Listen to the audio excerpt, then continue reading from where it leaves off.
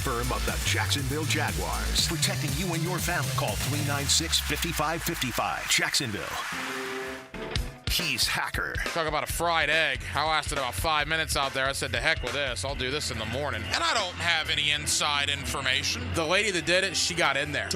She made it happen. And he doesn't shy away from opinion. And I do enjoy drinking cold beer at ballparks. So if that makes me a baseball fan, then I'm a diehard baseball fan. It's Hacker After Dark on 1010XL.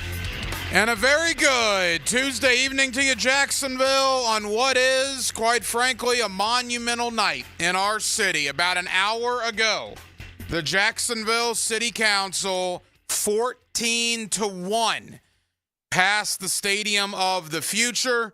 It is a mere formality at this point. The NFL owners will approve it in October, and the Jacksonville Jaguars and that big, beautiful cathedral known as the Stadium of the Future will be built in downtown Jacksonville. They will move in there 2028, and the Jacksonville Jaguars will be here for decades to come. Outside of November 30th, 1993, which is when Paul Tagliabue went to that podium and said the 30th NFL franchise will be awarded to Jacksonville, you could legitimately make the argument that tonight is the second biggest night in the history of the franchise. It is certainly in the conversation. There's a lot to get into tonight. Now, we're going to open up the phone lines. 641-1010. If you want to get involved, Jaguar fans, I want to hear your thoughts. Stadium bill gets passed. And let me just throw this out there right now. All right. I already got people asking me, well, 2026 and 2027, where are they going to play?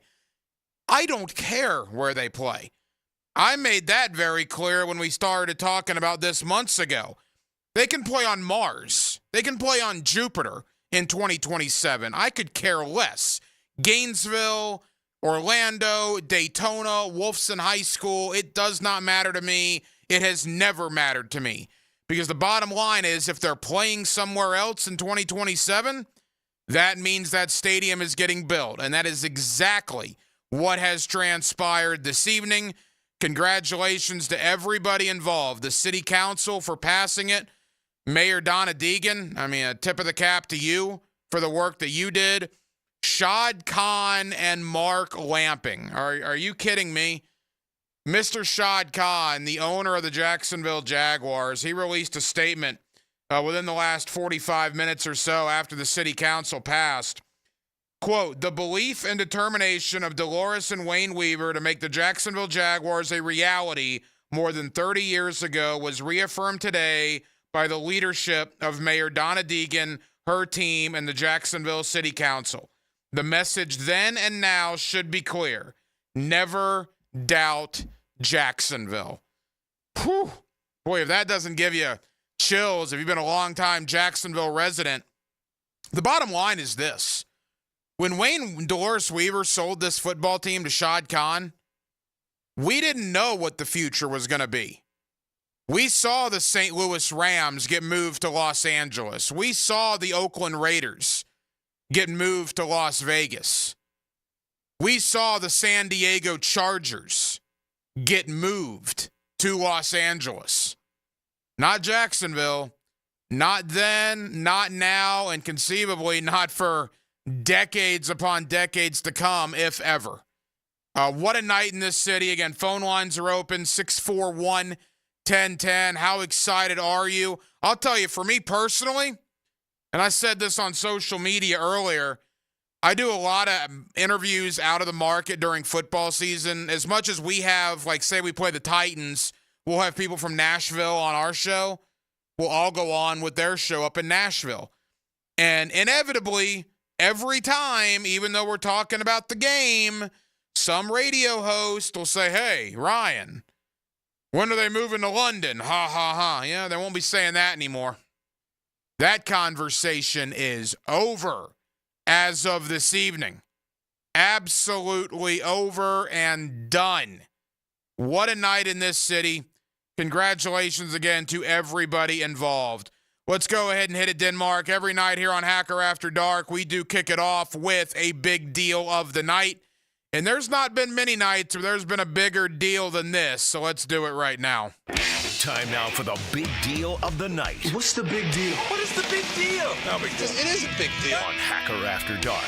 14-1 in the Jacksonville City Council. As the City Council president just said, it feels like we scored a touchdown tonight. And that's exactly what Jacksonville did. Once the news broke, Adam Schefter, Ian Rappaport, you name it, all the NFL insiders. Jacksonville is in business for the long haul. Stadium of the future has been approved. Again, it has to go to the NFL owners. They will vote in October. I've been told that is a mere formality. Tonight was the big night, and tonight the city council passed it. So now all the jokes about Los Angeles back in the day and about London in the present, people can take those jokes and shove them, brother, because the Jacksonville Jaguars are going to be here for a long, long time to come, and that stadium of the future, $1.4 billion, that is going to be built in downtown Jacksonville. Let's go ahead and open up the phone lines. They're loaded. Phone lines open at 641-1010. Let's go out to Ponte Vedra. Let's get Thompson in here on a great night in the city of Jacksonville. Thompson, what's going on?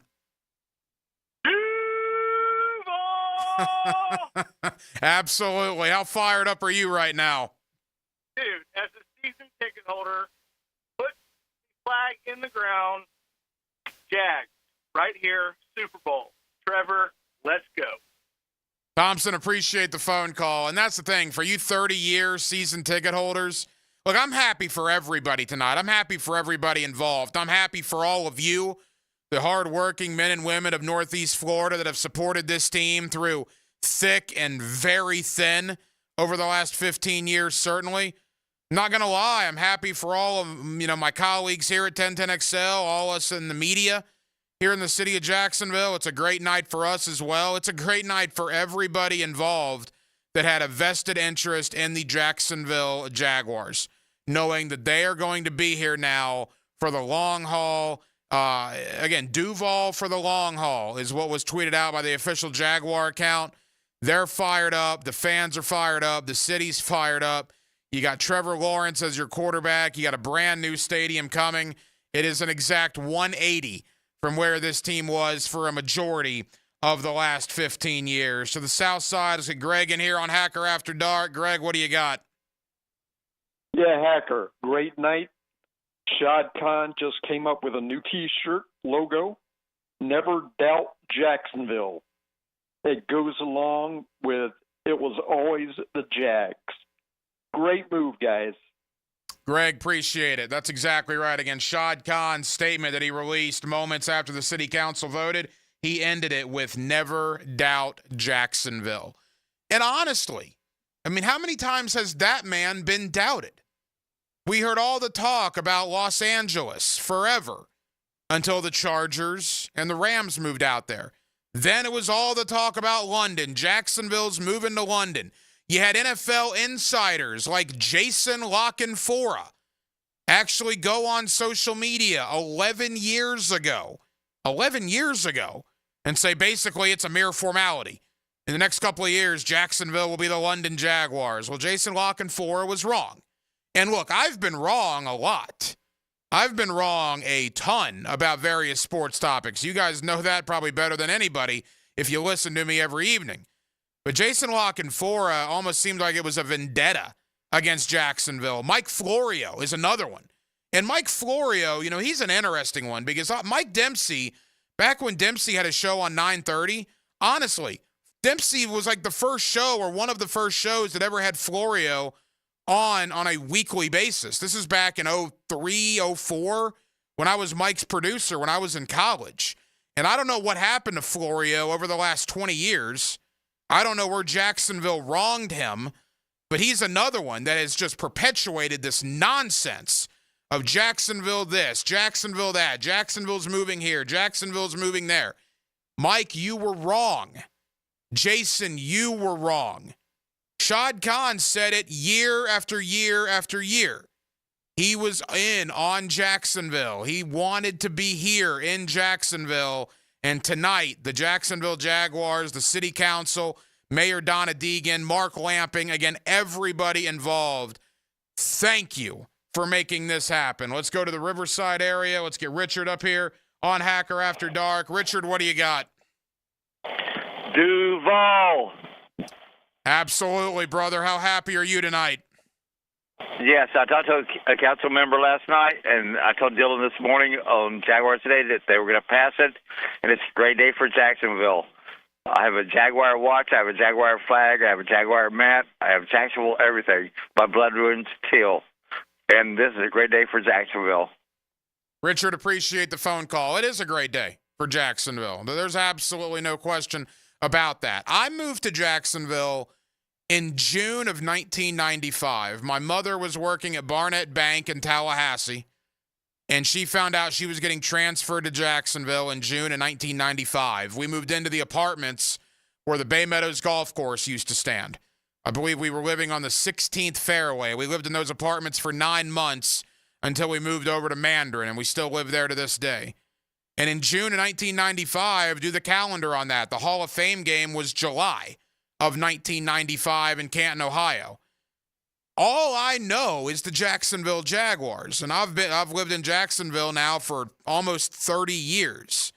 I don't know Jacksonville without the Jaguars. I know people that do. I have family that was here prior to the Jaguars, but I just don't know a world in the last 30 years that I've lived here where the Jaguars were not a big part of it. And obviously, for what I do for a living here every day on 1010XL, my world is engrossed by the Jacksonville Jaguars, and I absolutely love it. I wouldn't trade it for anything in the world. I mean, I'm not going to go as far as to say I got a little bit emotional, Denmark, watching that city council meeting tonight. But, man, you kind of get some chills thinking about what could be. Just vote. Everybody wanted to have their word heard. Everybody was talking. I was like, man, just get to the vote. And then they got it, and it was darn near unanimous. 14-1. If you watch the city council meeting, you know who the person was that voted against it. But regardless of that, 14-1.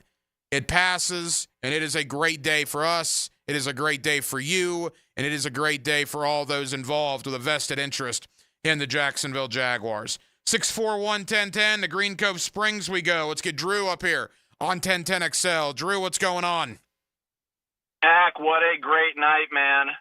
DTWD, if you know, you know. What a great night.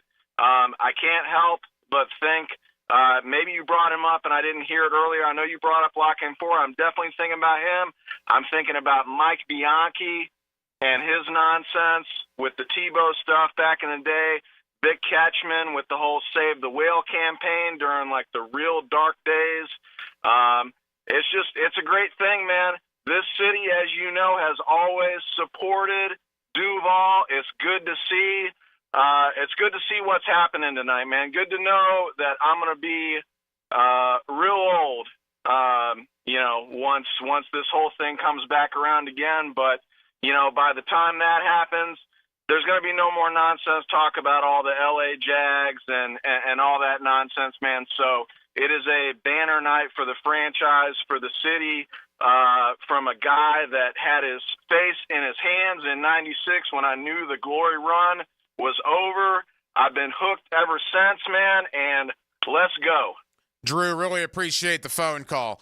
When I saw this vote pass tonight, I was happy for every fan out there. I mentioned I was happy for all of us in the media that cover this team, fans that root for this team, everybody that has an interest in the Jags.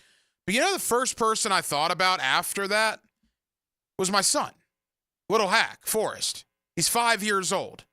He's just now figuring out who Trevor Lawrence is. His favorite player is Christian Kirk. He's just now figuring out who Evan Ingram is. He knows who Doug Peterson is. I'm teaching him Gabe Davis and Brian Thomas. And, at some point, 5-year-old little hack is going to turn into 10, 15, 20-year-old, medium-sized hack. And then ultimately, he's going to replace me on Hacker After Dark, right? In about 20 years. Little hack will be here hosting his version of Hacker After Dark. And those, thinking about him, and if you're my age, in your early to mid-30s or early to mid-40s, thinking about your kids and how this gives the city stability when it comes to the Jacksonville Jaguars.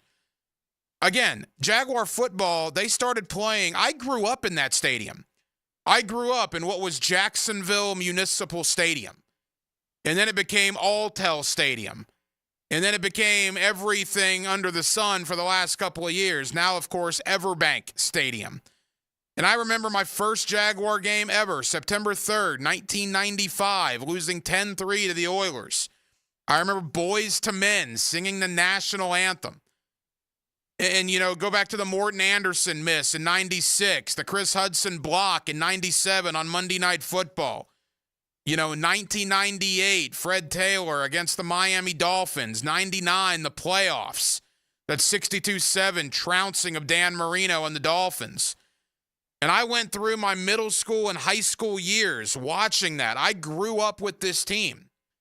And then amazingly, at the age of 18, I found myself in a position to get an internship at Sports Radio 930 at the time. And when I met Mike Dempsey, and I met Frank Frangie, and I met Joe Cowart. And then, being able to be in this business for now going on 22 years, all being able to cover the Jacksonville Jaguars.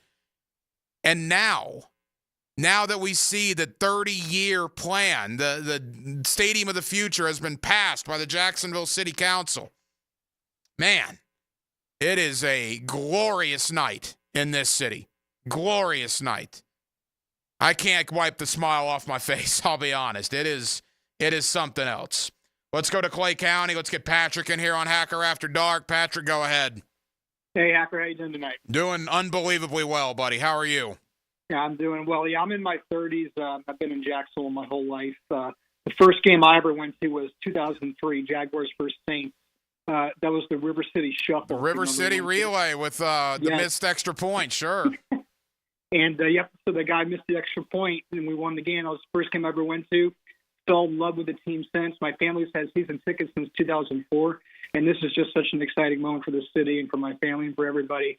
I don't think people realize, those national media haters, they don't realize how much this team really does mean to this community and city. And, I'll take those comments off the air, and it's just I'm really, really happy for the team, and go Jags. Patrick, absolutely. Again, all the stuff we had to hear about tarps, right? All that crap we had to hear year after year after year about tarps. No one wanted to talk about, at the time, the smallest market in the league at the sixth biggest stadium in the league. At that time, the capacity was 73,000, 12,000 more than Soldier Field held for the Chicago freaking Bears.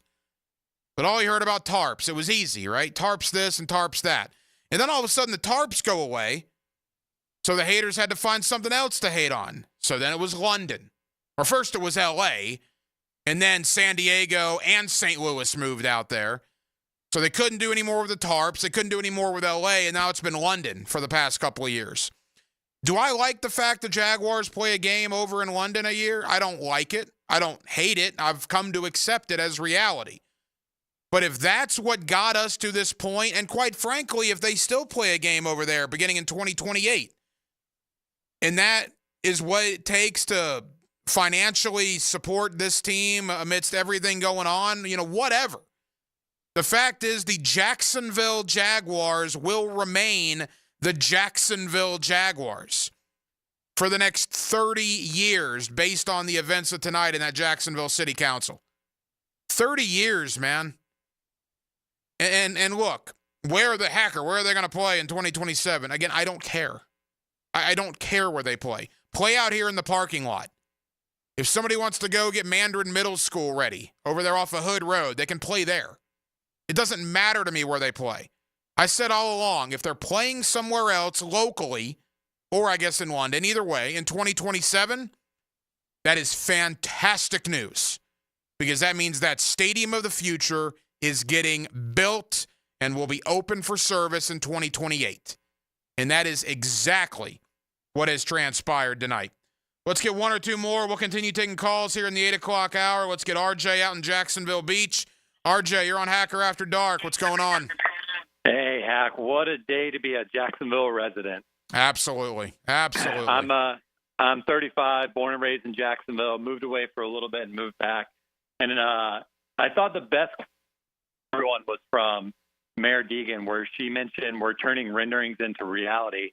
not only are we getting a brand new stadium for the Jaguars, but this is going to spur so much for what everyone in the city of Jacksonville has been wanting forever, an actual, reason outside of Jaguar games to go to downtown.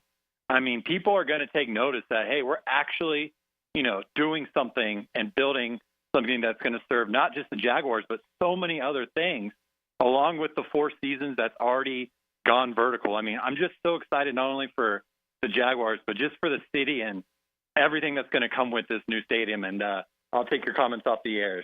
Thank you. RJ, you're exactly right, man. You are exactly right. To me, there's nothing bad that comes out of this. Nothing. From my perception, there's absolutely nothing bad that comes out of this. But even if you had a little trepidation for whatever reason, again, what that team means to this city, what that team means to so many people, what that team means for business and infrastructure and so many things getting built and jobs coming here and everything that goes along with that. Oh, man. If they would have lost that team, it would have been just awful. And now we don't have to think about that. I'll never have to think about that again. That might be the last time I ever bring it up because that's not reality. What reality is that stadium of the future is coming. They have long-term protection to stay here in Jacksonville for the next 3 decades.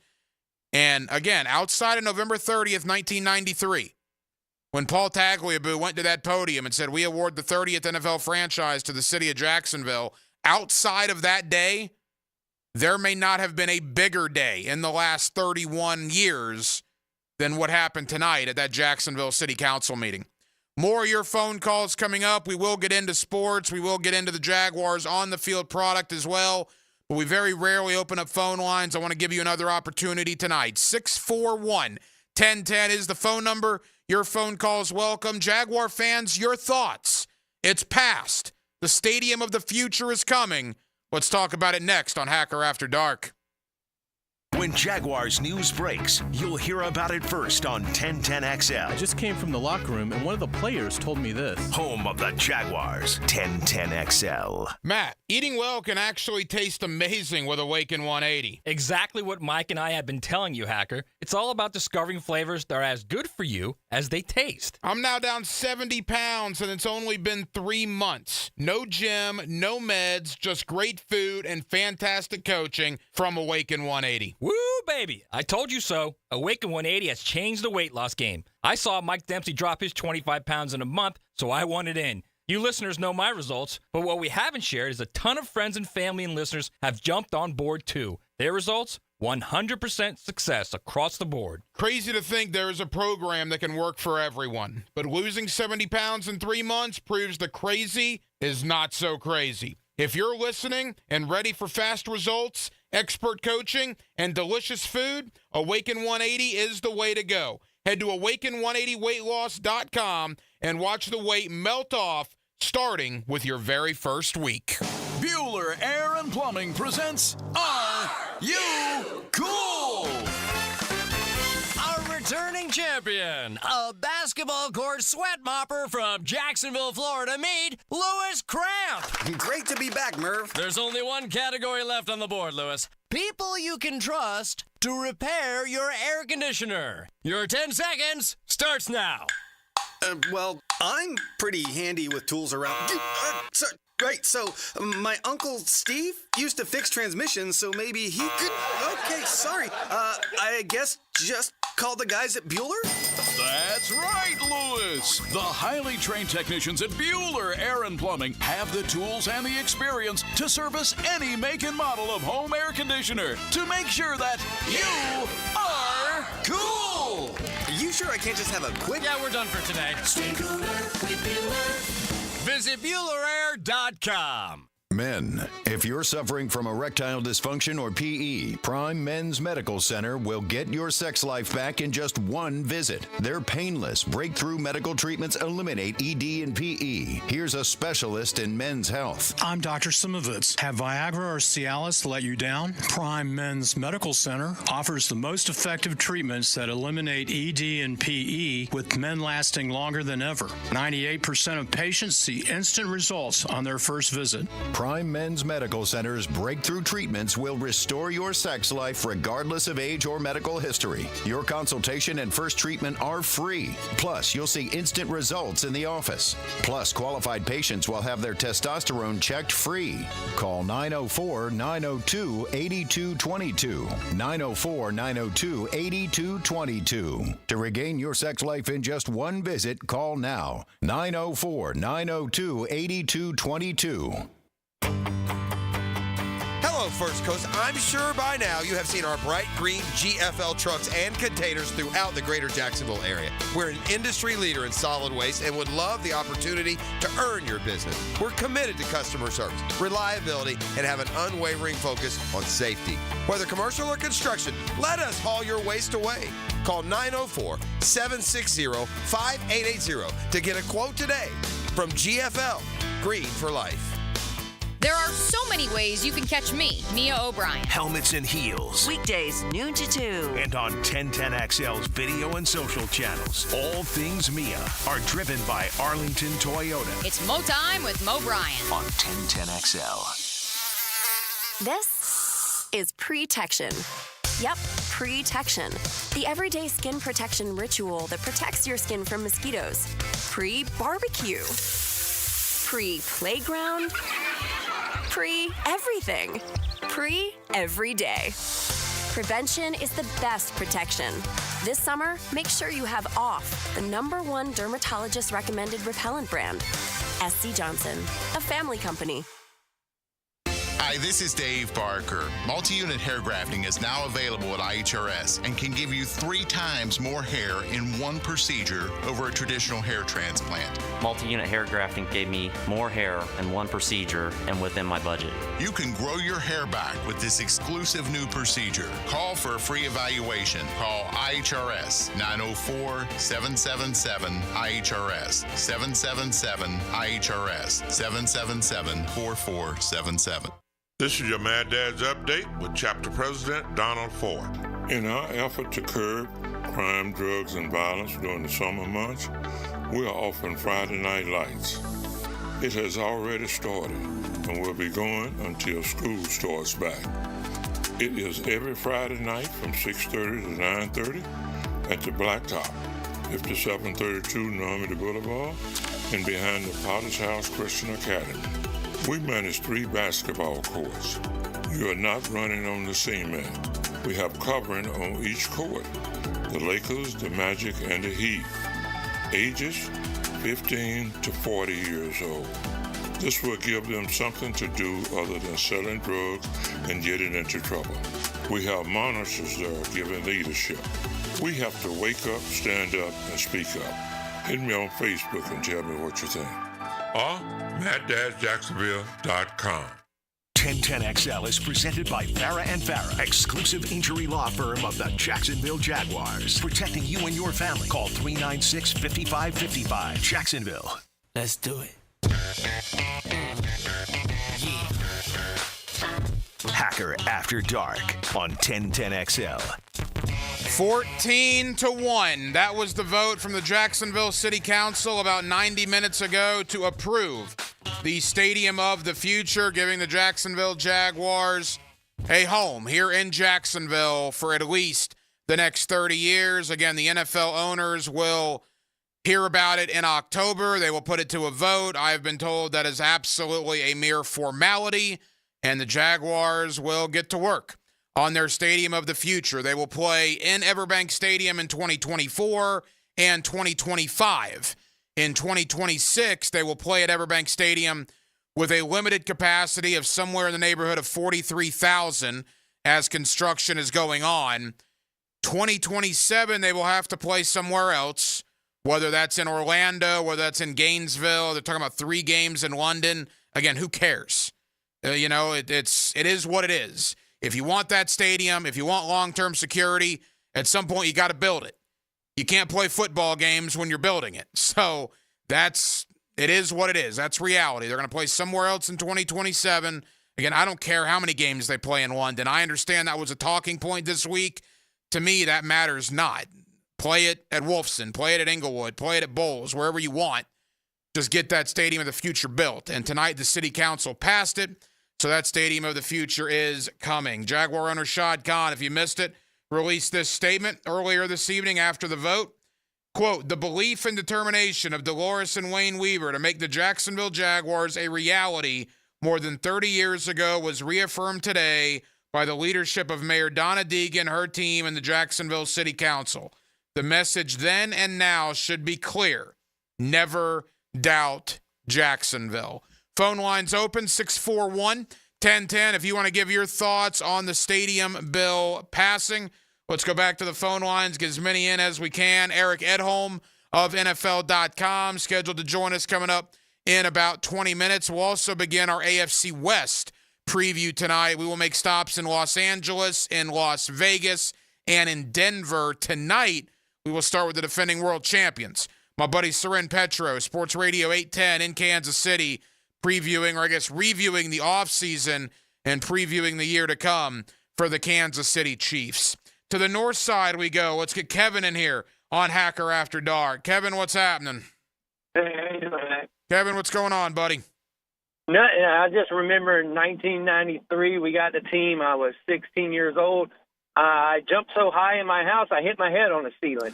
And come tonight, I'm not quite that able to do that anymore because I'm 47 now. But, yeah, I gave it a real good fist pump that we're going to be around.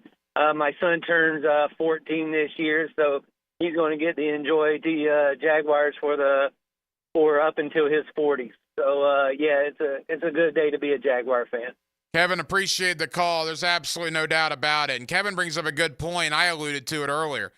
I lived in Tallahassee in 1993. We did not know, my mother did not know Barnett Bank was going to transfer her over here. But even with that, we bought season tickets living in Tallahassee to the Jacksonville Jaguars, and we were going to make that trip down I-10 every Sunday. We subscribed to the Jaguar Inside Report. Guys, remember that? Where you got the player poster every issue with Vic Ketchman and the great folks at Jaguar Inside Report back in the day. And then we found out my mom was getting transferred over here, and we were going to be living in Jacksonville. And to be able to be at that first game, September 3rd, 1995, and to have all those memories. Again, I grew up in that stadium. You know, I'm 40 now. I was 11 when the Oilers came in for that opener in 1995. That stadium's all I know. I've spent countless hours, countless Sundays, either in Section 432, Row W, seats 20 and 21, or in that press box, watching this team over the 10-year and then 20-year and now 30-year periods. And to have security tonight with the city council passing the Stadium of the Future, knowing that my son, who's now 5 years old, will have this team throughout high school, throughout college, throughout early adulthood. And make no mistake about it, when this thing comes back up, if it comes back up 30 years from now, I have no doubt it'll be passed for another 30 years. The Jaguars are here to stay, and it is absolutely a fantastic evening for everybody involved. Fans, media, organization, employees, anybody that has ever had a vested interest in that team since 1995 in this city should absolutely be celebrating tonight. Eric Edholm of NFL.com. Let's get to the on-the-field portion for the Jacksonville Jaguars. Training camp is less than a month away. Well, there'll be a little more excitement, I bet, at the Miller Electric Center when you guys can go out and watch training camp knowing what has just happened this evening. We'll talk Jags. We'll talk AFC South. We'll talk about it with Eric Edholm, a buddy from NFL.com. He's next on a terrific, and I do mean a terrific, Tuesday evening in the city of Jacksonville with Dylan Denmark, the hacker Ryan Green with you, 1010XL, 92.5 FM, your home for the Jacksonville Jaguars. There's a new one-stop shop for all things Jags. Subscribe to the 1010XL Jaguars YouTube channel. One-on-one interviews with players, practice footage, podcasts, and more. If you're looking for the best Big Cat coverage around, look no further. 1010XL Jaguars on YouTube. Here's Linda Beaver. Summer starts now at Beaver Toyota and Beaver Chevrolet with our summer sale. It's not sink or swim. We have vehicles for every budget and every need, starting as low as $79.99, and you won't get burnt. We offer 20-year 200,000-mile protection on new and 7-year 100,000-mile protection on used. Plus, we can really cool things off with our 30-day exchange policy. Start the summer off the way you deserve it with our summer sale at Beaver Toyota in St. Augustine or Beaver Chevrolet in Jacksonville. We're here to wow you. Blue for Shinatri Chiropractic. They've helped me get rid of my headaches and pain in my neck and back. Are you suffering from an auto accident? What about TMJ pain? Headaches associated with jaw clenching, grinding of the teeth, or stress-related disorders? Shinatri Chiropractic has a physical therapist on staff for rehabilitation, quality chiropractic care, dry needling, massage, and acupuncture. Call 743-6700 or go to ShinatriDC.com. Duck Duck Rooter is the only master septic contractor in Northeast Florida, and we want to help you protect your septic system. Think about this. What would happen to your car if you never changed the oil? Septic systems are no different and should be pumped at least every 3 years. Lack of maintenance is the #1 reason for septic system failure. Call Duck Duck Rooter Plumbing and Septic Services today to schedule your pumping. When you're stuck, call the Duck. 904-862-6769. Cross, I'm thinking about changing my name. Again? You're already the media mogul, the straw that stirs the drink, the Duke of Pablo Bay. Now what? Refer to me as Dreamfinders Danny Hicken. What in the blazes? Is this a cash grab? No, it's just that I believe so much in Dreamfinders Homes. 20 locations in Northeast Florida, official home builder of Jags and Gators. Great opportunity for first-time homeowners. All right, Dreamfinders Danny it is. Did I mention the lowest interest rates you can find? Visit DreamfindersHomes.com. Now let Dreamfinders Danny celebrate through the majesty of song. Dreamfinders, I believe they will build your home just right. Does the building you go to work in every day need a little love and attention? Jason Parker here with Performance Painting. Great companies take great care of the buildings their staff and customers walk into every day. If the building you're in doesn't match the vision you have for your company, we can help. Go to performance-painting.com. Our highly trained team makes the difference. Quality coatings applied with pride. Performance Painting. Cooking with Prisco. These things are wonderful. You're going to love it. Have a rolling. Catch CBS Sports senior NFL writer Pete Prisco every Friday afternoon on The Franchi Show. Brought to you by Showtime Sports Cards and Collectibles on 1010XL. Navy Mutual was created by service members for service members, so we know what it means to serve. Our policies have no active duty service restrictions, so you can rest assured that you're covered no matter your duty station, home or abroad. To go even further, we promise that premiums will not be higher for those who serve in dangerous environments, including aviation, diving, or on deployments. Let us help you protect those you love the most. Learn more at NavyMutual.org. Cataracts are the leading cause of vision loss in the United States and blindness worldwide. Hicken here for Bowden Eye & Associates. June is Cataract Awareness Month. Cataracts are a condition that causes the eye's lens to become cloudy, which can block or change the way light passes through the eye. Bowden Eye is here to take care of you or someone you know who are experiencing faded colors, intensified brightness to light, or poor night vision. Call or visit BowdenEye.com to schedule your consultation. Bowden Eye & Associates. They're keeping the First Coast focused. I'm with Greg from Cycles of Jacksonville, and now that you have Honda boats on the showroom floor, tell them about the big boat sale. We are excited. We got a big sale, 11th through 13th. You want to come on down, see us in person. Some of our boats are going to be up to $30,000 off. Up to $30,000 off? $30,000 in savings. It's a big sale event. So they can start shopping online at cyclesofjacksonville.com. The size of the boats? Anywhere from 19 to 24 foot, all with legendary Honda outboards. Honda and Coach, check them both out on Atlantic near Regency. Cycles of Jacksonville. The coolest thing going on right now is the summer fan sale with 3 ways to save at First Coast Lighting and Fans. Browse their huge selection of high-quality fans to match your desire for elegance, quality, and uniqueness. Buy 1 fan, save 10%. Buy 2, save 15%. Buy 3 or more and save 20% off summer pricing on all fans. Visit their showroom near the avenues while inventory is still available and discover the difference that locally owned expertise makes at First Coast Lighting and Fans. Hey sports fans, it's Hayes Carlyon for Kingfish Pest Control. Look, if mosquitoes ruin your summer fun, it's time to call Kingfish Pest Control. In my own experience, they are the kings of mosquito elimination. Call Kingfish Pest Control today and get 50% off your first treatment. Sign up for a full season of lockdown coverage and get half off your first treatment. Don't let mosquitoes steal your home field advantage. Reclaim your yard with Kingfish Pest Control, proud partner of the Jacksonville Jaguars. Instant Keys. You don't have to go to the dealer. Instant Keys comes to you. Instant Keys saves the day if you have lost or broken keys. They can program new keys and remotes for nearly every make and model of vehicle at a fraction of the dealership cost. Fast, honest, and reliable locksmith service. Call 722-1111. Instant Keys. Instant Keys. You don't have to go to the dealer. Instant Keys comes to you. 1010XL is presented by Farah & Farah, exclusive injury law firm of the Jacksonville Jaguars. Protecting you and your family. Call 396-5555. Jacksonville. Hacker After Dark on 1010XL.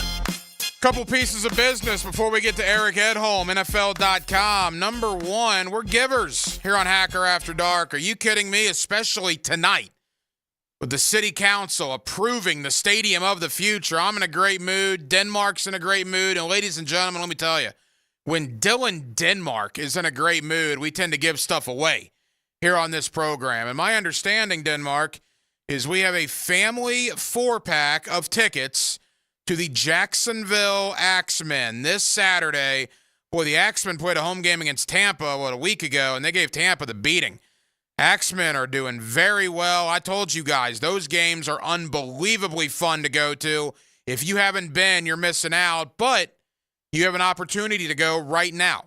Caller number 4, 641-1010, and Dylan Denmark will hook you up with a pair of tickets to the Jacksonville Axemen. Check that, a family 4-pack of tickets to the Jacksonville Axemen this Saturday. Again, caller 4 right now, 641-1010. You're going to see the Axemen this Saturday. And along with the local flavor tonight, how about 1010XL Day tomorrow afternoon at the Jacksonville Jumbo Shrimp?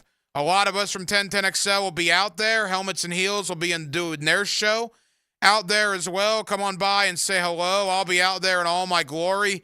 When Dylan Denmark makes an appearance as well, are you kidding me? So come on out and say hello. Jumbo Shrimp tomorrow for 1010XL Day.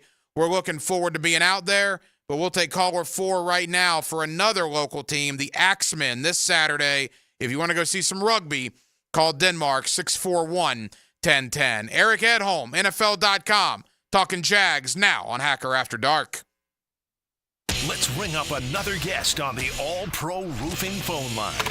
Back here on 1010XL at 92.5 FM in the city of Jacksonville. We are glad you are with us. We are now inside of a month away from training camp. The Jaguar rookies report on July 19th. The veterans come in on July the 23rd as training camp for every NFL organization now roughly a month away. With that, Eric Edholm of NFL.com. He's always kind enough to join us here on 1010XL in Jacksonville. Eric, how you doing, man? Doing all right. Yeah. I'm looking at the calendar and realizing how close training camp is. So got to really take advantage of the next month here to soak up a little summer, you know? Yeah, we got to get all our vacations in the next couple of weeks. There's no doubt about that. Eric, you and I haven't spoken since the draft. I'm curious because I want to get into Trevor Lawrence's contract extension. Sure. You also wrote a piece on NFL.com ranking the divisions based on quarterback play. But a quick thought on Brian Thomas and what he's going to add to that wide receiver room with Gabe Davis, Christian Kirk, and the rest of the guys in there. Yeah, kind of your classic height, weight, speed guy who's, production early in his career was good on a per-play basis, but he really didn't break out till last year. And obviously he and Malik Neighbors, you could argue, were probably the best duo in the country, or one of them, maybe Ohio State, one or two other schools. But they were exceptional. And, LSU had this incredible offense that really hummed. And I think Thomas was a big part of it. He really, kind of grew on me as time went. I thought early in the season, there were some games where there'd be a sloppy route or a concentration drop or, just little things that showed some youth. But I really felt like when I revisited him later in the year, I was like, whoa, he's really kind of honed his game a little bit, or maybe I caught him on a bad afternoon or something. But yeah, I think his confidence grew, ability to catch the ball outside of his frame, adjust for bad balls. Probably one of the better receivers in this class at doing that. And I mean, just the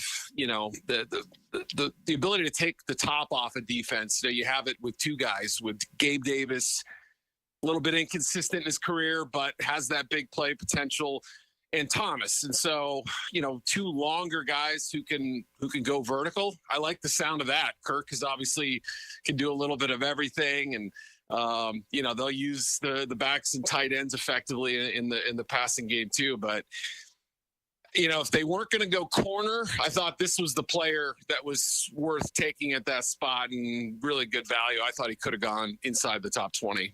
Eric Edholm, NFL.com. Yeah, not only did they get Brian Thomas, they got Minnesota's 3rd and 4th next year when they traded back. And it wasn't just Brian Thomas from LSU, man. They got some big men on the lines of scrimmage with Mason Smith and Jordan Jefferson from LSU. On the offensive line, Javon Foster from Missouri. You throw Miles Cole in the 7th round. Eric, Trent Baalke said he wanted to improve the lines of scrimmage, get bigger and stronger, more physical. Well, certainly they drafted that way with those 4 guys in particular. Yeah, I mean, Mason Smith, I think had he not torn his ACL in the opener against Florida State a couple years ago, would have gone higher than he did. As it was, I was kind of expecting him to be a surprise sort of top 50 pick. I talked to him probably 4 or 5 days before the draft or something. And, he even was, first of all, he said that his best workout came with the Jaguars. It was his last workout. It happened just a few days before we spoke. And he felt like that was kind of the culmination of his pre-draft work. And so, obviously the Jaguars agreed. They draft him. And I think he's a really interesting guy. I mean, this was a defensive tackle class that got panned a little bit in general. I think he's going to end up being one of the better players from that group. Maybe not a huge sack performer, but somebody who can play multiple techniques up and down the line. I wouldn't, hesitate to put him as a 5 technique in an odd front or something like that. I could play him on the nose if I wanted to. He's got good length, good explosiveness, former 5-star recruit. I like that pickup a lot. Jefferson, I wasn't as big a fan of in general, but I think, again, just good depth up front. And obviously, they like that LSU program, drafted 3 guys there. I would say that Javon Foster, who was mainly a left tackle at Mizzou, it's hard to say. I've kind of gone back and forth on this one. He played right tackle at the Senior Bowl, held his own. I thought did a pretty nice job. Played some left tackle too. You like that flexibility. A lot of scouts felt he'd be better inside. So I'll be curious to see what they do with him, whether he's, sort of projected as a do-it-all kind of guy, or whether they want him to settle at one position, either outside or inside. Eric Edholm of NFL.com. Eric, final draft-related question. At OTAs and at minicamp, and again, they are what they are. It's ball caps, T-shirts, and shorts, right? No pads, no physicality. So I don't want to jump to too big a conclusion. But those 2 corners the Jaguars drafted, DeAndre Prince, but in particular Jarian Jones, that guy's everywhere, man.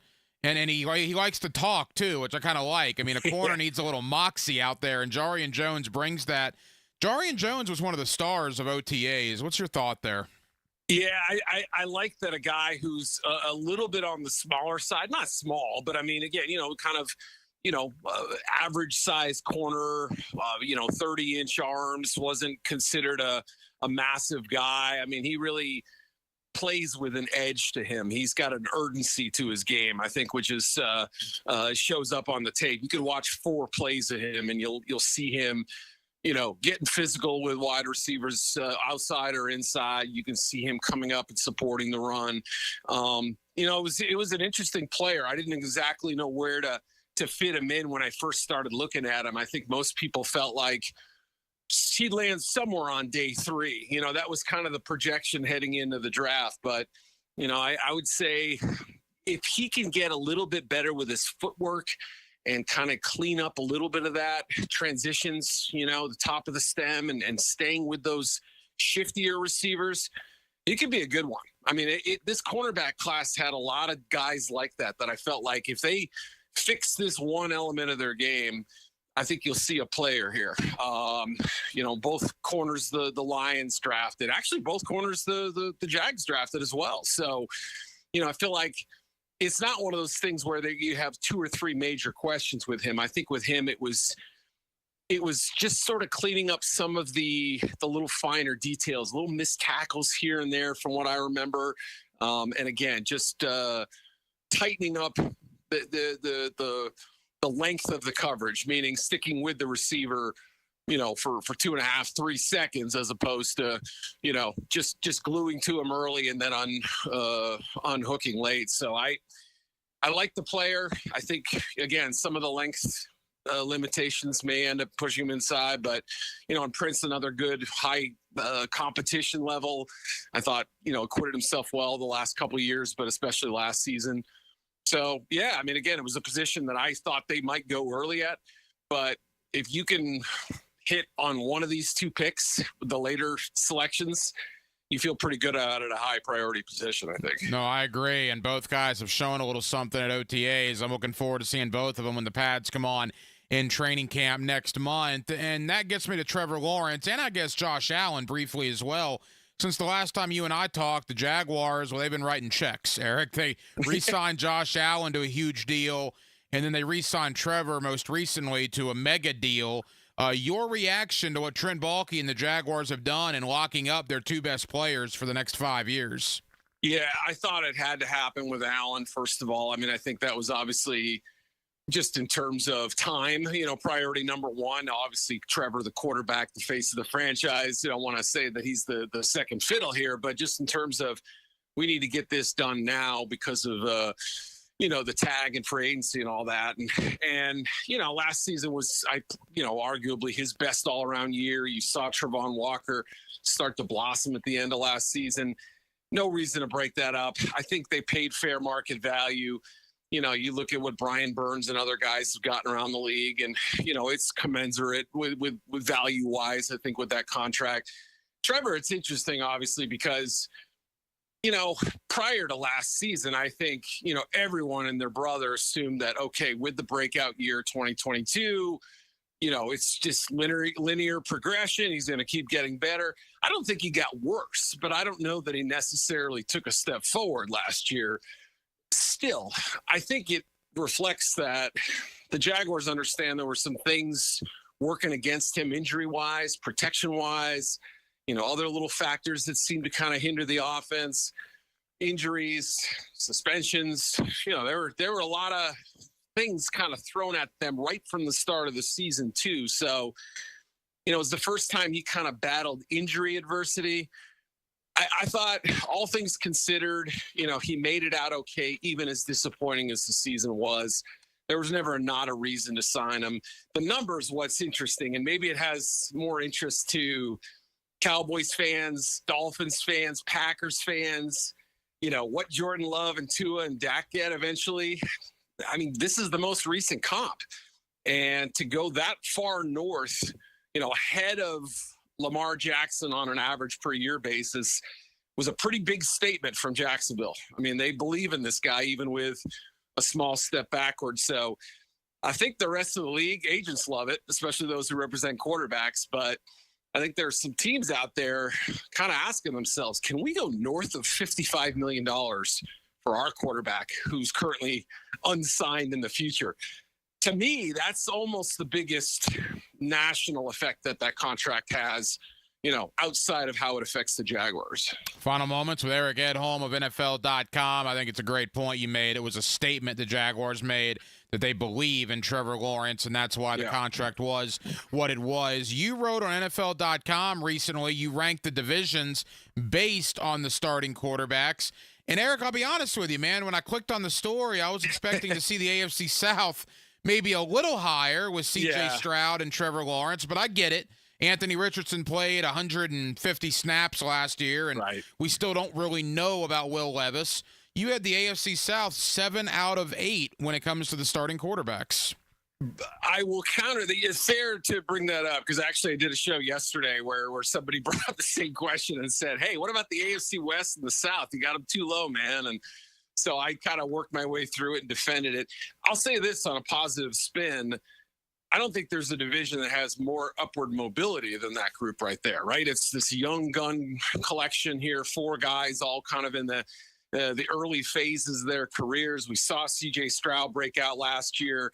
Trevor's obviously gotten the Jaguars to a playoffs, won a playoff game in incredible fashion, fought through, started 50 straight games at one point. He's done a lot of good things. Those 2 guys obviously didn't have as many questions with. It's the other 2, Levis and Richardson, where, there's potential to be top 15 quarterbacks, perhaps even this year. But there are also big questions. Richardson's shoulder, Levis got banged up.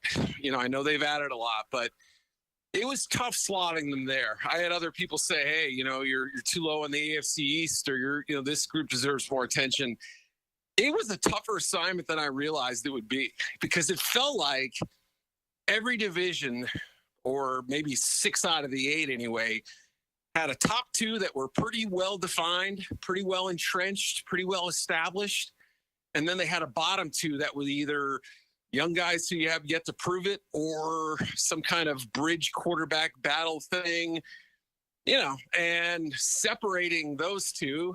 Look, I can't put Stroud and Lawrence ahead of, Mahomes and Herbert yet. I can't put them ahead of, Josh Allen, Aaron Rodgers, and Tua, so they're... Yeah, Burrow and Lamar Jackson would be another. Yeah, exactly. That's another one. Yep. No, I mean, I love it. I love the conversation. It just did kind of catch me off guard, but I get it because the uncertainty with Richardson and Levis. Eric Edholm, NFL.com. Eric, final question. Take the quarterbacks and now add the rest of the rosters. Late June, training camp's a month away. We'll hopefully get you on prior to week 1 for, I guess, a final prediction, if you will.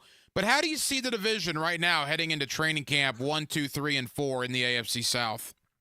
Yeah, kind of piggybacking off what we just said. I mean, I just turned in a piece today where I wrote, hey, look, Anthony Richardson could be the missing ingredient for this Colts team, right? Jonathan Taylor back another year removed from the injury. The contract stuff's behind him. See a better version of Quentin Nelson maybe. They add some receiving talent, A.D. Mitchell, and Josh Downs is there. And they have Pittman and all these guys. Maybe there's something brewing in Indy. I mean, they're a team that could crash the party after, narrowly missing the playoffs a year ago. That said, the fact that Richardson has shoulder injury and, that is still kind of causing him some pain and discomfort worries me quite a bit a month out of training camp. So between that and the Titans' uncertainty, right now it feels like a Texans-Jaguars battle at the top. But again, I'm willing to kind of leave a little bit of room for one of those other 2 teams to kind of jump up. I like what the Jaguars have done this offseason. I really do. I think that kind of revamped D-line is going to be fun. The help at receiver should be good. I wouldn't be shocked to see them kind of bounce back. They were 8-3. I mean, let's not forget that. So I believe they're as much in the division race as the Texans are at this point. Eric Edholm does a terrific job for NFL.com. He's always kind enough to join us here on 1010XL in Jacksonville. Eric, go enjoy the last couple of weeks of freedom, my man. Next time you and I talk, it will be full bore into the NFL season. Thank you as always. We'll do it again soon. I'm fearing lockdown, but I know it's coming. All right, buddy. I'll talk to you soon. This is 1010XL. The place is amazing. They got the whole 9. It's ranked as the greatest place to work at in America. Where every day is a dream come true. Awaken 180 weight loss. Awaken 180 weight loss. Got on the scale this morning, 74 pounds, guys. That's how much I've lost, 74 pounds since February 20th. And it's all thanks to the best weight loss program I've ever been on, a life-changing weight loss program. That's Awaken 180 weight loss. I was on many weight loss programs, some of which we talked about here on the radio station over the last 10, 15, 20 years. None of them worked. Awaken 180, just look for yourself. look at a picture of me in January, look at a picture of me now. That's all you got to do. I'm 74 pounds lighter. If it's time for you to lose weight like it was for me, do yourself a favor. Call 844-346-1800 or visit their website, awaken180weightloss.com. They're changing lives. I'm one of them. You could be the next. Awaken 180 Weight Loss. Now you can watch 1010XL shows all day on X, Facebook, and YouTube. Brought to you by MyBookie. Experience Vegas from the comfort of your phone anytime, anywhere. Sign up today. Use promo code 1010XL. Blue here for the Blue Crab House, located right off of San Jose. It's on Jewington Creek Road. They've been around since 1996. Indoor-outdoor dining. Also, takeout is available at the Blue Crab House. Open 4:30 to 9, Tuesday through Saturday. Sunday, noon until 9. Remember, Tuesday, $2 margaritas. Wednesday, $1 oyster night. How about the blue crabs? How about my personal favorite, the Canadian snow crabs? Whatever it is that you fancy, you get it right there. The Blue Crab House. How nice would it be not to worry about your AC unit for 10 years? What? Vaughn's Heating and Air, standing by their units for 10 years. Imagine not having to think about your AC unit for a decade. Vaughn's 10-year warranty covers the parts, labor, and refrigerant. Basically everything. No fictional problems that will cost thousands. This is legit. An AC unit with no repair costs. Wouldn't that be nice? So remember, if your AC unit won't turn on, just call Vaughn's. That's Vaughn's Heating and Air. Home of the Jaguars. WJXL AM Jacksonville Beach. WJXL FM Jacksonville Beach. Have you tried golfing at the improved Cimarron Golf Club? If you haven't, tell you what, you're missing out on the best deal in Jacksonville. Now, many of you have received a postcard in the mail, and of course, if you bring that with you, $45 plus tax to play. That includes a cart, lunch, and a beer at the brand new Stone Barrel Tap House. Now, go to the website, that is CimarronGolfClub.com, and sign up for the Wild One Loyalty Program. That's the Wild One Loyalty Program, and get all of these specials emailed to you from Cimarron.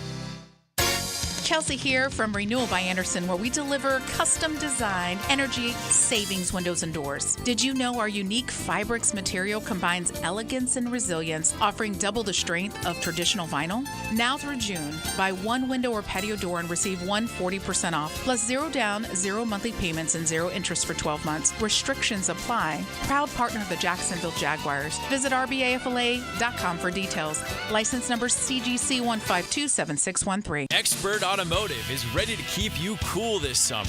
Right now, get an AC inspection or a system cooling checkup. Your choice for only $19.99. Their gift to you this summer is $50 off any service and a free tire rotation with any service. Their ASE certified technicians can keep your car cool without breaking the bank this summer.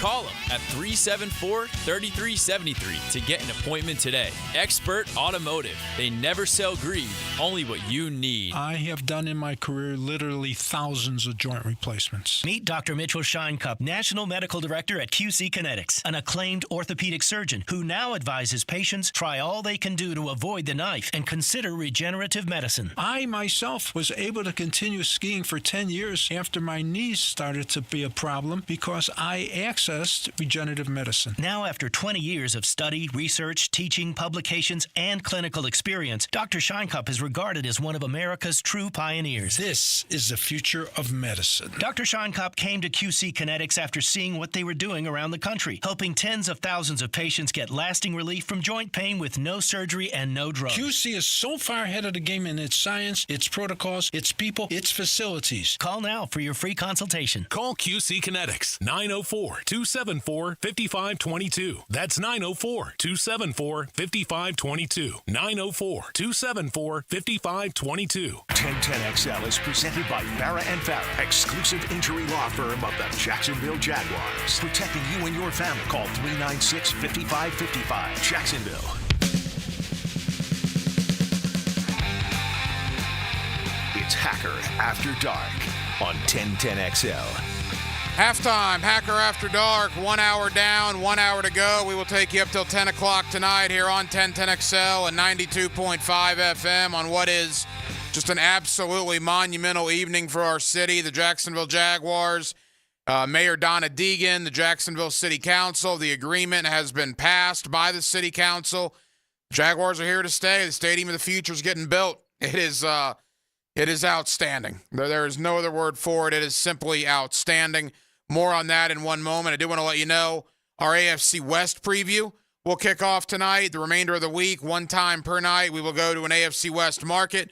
We will visit Las Vegas, Los Angeles, and Denver. But tonight, we're going to begin with the world champion, Kansas City Chiefs, review their offseason.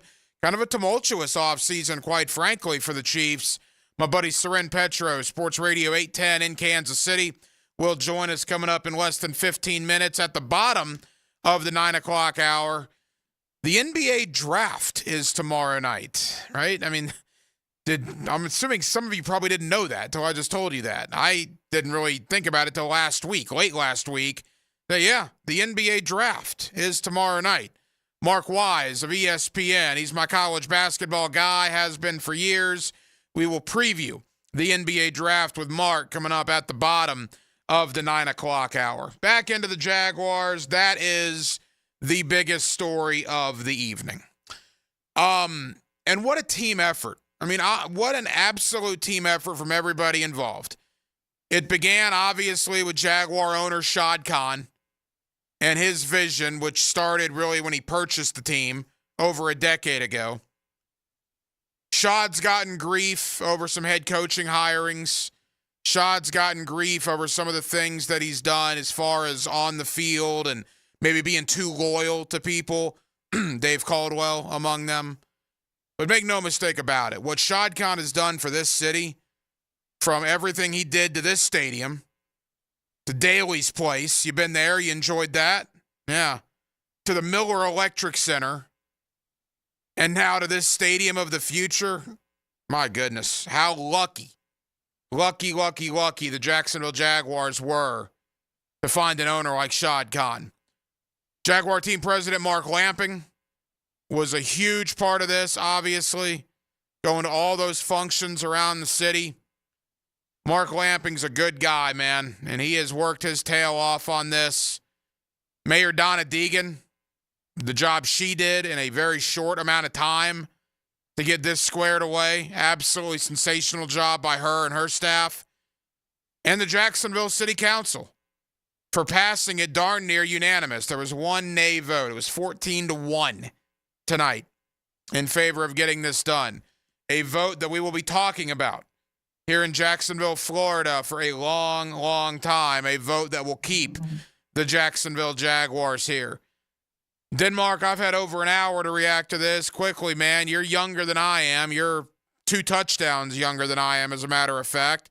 I'm just curious, your perspective, a guy in his almost mid to late 20s now, about what has transpired here this evening. It's pretty exciting. The Jags are going to be here for most of my life. I didn't want to say this before it happened, but, you don't want to jinx it. I was pretty confident that it was going to pass. It did, and now the Jags are going to be here. So, let's celebrate and worry about all the little details and where they're going to play in 27. That doesn't really matter. They got the deal done, and that's the biggest thing, and now we can move on from now. Yeah, absolutely do not care where they play in 2027. Couldn't care less, because they could be 0-16 in 2027. You drive downtown, you see those construction cranes. You know that beautiful, glorious stadium's being built. Nothing better than that, man. I don't hope they go 0-16 in 2027 or 0-17. That's hyperbole, obviously. But you get my point. And to all of the people like Jason Lockenfora, to Mike Florio, now Jaguar Twitter's going nuts on you guys tonight, and with good reason. Again, I said this earlier. Florio, I don't get the hatred he has for Jacksonville. That's weird. Again, when Mike Dempsey was on way back in the day, and I was his producer over 20 years ago, we were one of, if not the first very sports radio station that had Florio on a weekly basis. Right when Pro Football Talk was starting. So you would think that and that alone would give some sort of gratitude to Jacksonville, but not at all. He is anti-Jacksonville. Lockenfora is always saying negative things about our city, where they can take all their thoughts and they can essentially do you-know-what with them tonight, because nothing they say matters anymore. The Jaguars are here to stay. Soren Petro, Sports Radio 810 in Kansas City, as our AFC West preview kicks off tonight with the defending champs. That's next on a glorious evening in Jacksonville, Florida. It's Hacker After Dark. Want more Jags? Subscribe to the 1010XL Jaguars YouTube channel. Looking for more in-depth coverage of the Gators? Subscribe to the 1010XL Gators YouTube channel. Need your FSU fix? Well, subscribe to the 1010XL Seminoles YouTube channel. Your favorite team, one specific location. Blue here for the Blue Crab House, located right off of San Jose. It's on Jewington Creek Road. They've been around since 1996. Indoor-outdoor dining. Also, takeout is available at the Blue Crab House. Open 4:30 to 9, Tuesday through Saturday. Sunday, noon until 9. Remember, Tuesday, $2 margaritas. Wednesday, $1 oyster night. How about the blue crabs? How about my personal favorite, the Canadian snow crabs? Whatever it is that you fancy, you get it right there. The Blue Crab House. Your Jaguars game day, your way. Whether you want to see a division rival like the Titans, an NFC North opponent like the Packers, or a mix, deciding on your favorite matchups has never been easier with Bundle at the Bank. Touchdown, Travis Etienne!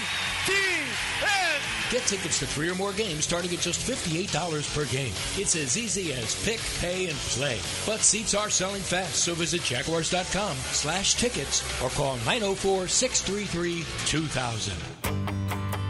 Hey, Jacksonville, I'm sure by now you've seen our bright green GFL trucks and containers throughout the greater Jacksonville area. We are an industry leader in solid waste and would love the opportunity to earn your business. We are committed to customer service, reliability, and have unwavering focus on safety. Whether commercial or construction, let us haul your waste away. Call 904-760-5880 to get a quote today. GFL, green for life. This is Pre-Tection. Yep, Pre-Tection. The everyday skin protection ritual that protects your skin from mosquitoes. Pre-barbecue. Pre-playground. Pre-everything. Pre-every day. Prevention is the best protection. This summer, make sure you have OFF, the #1 dermatologist-recommended repellent brand. SC Johnson, a family company. Every weekend is a Stone Cold Sports Weekend. Hey, Dan Hicken here. Watch for the Weekend with Dan on YouTube and Facebook, and I'll help you put together your sports weekend. Weekend with Dan brought to you by Stone Core. We do the outdoors better. Hey, it's Matt Hayes, and I know you've heard this before. Why is it so hot in this house? Well, summer's here on the First Coast, and those soaring temperatures can do a number on your AC. And when they break down, we need them repaired in hours, not days. This is where the good folks at Fenwick Home Services have you covered.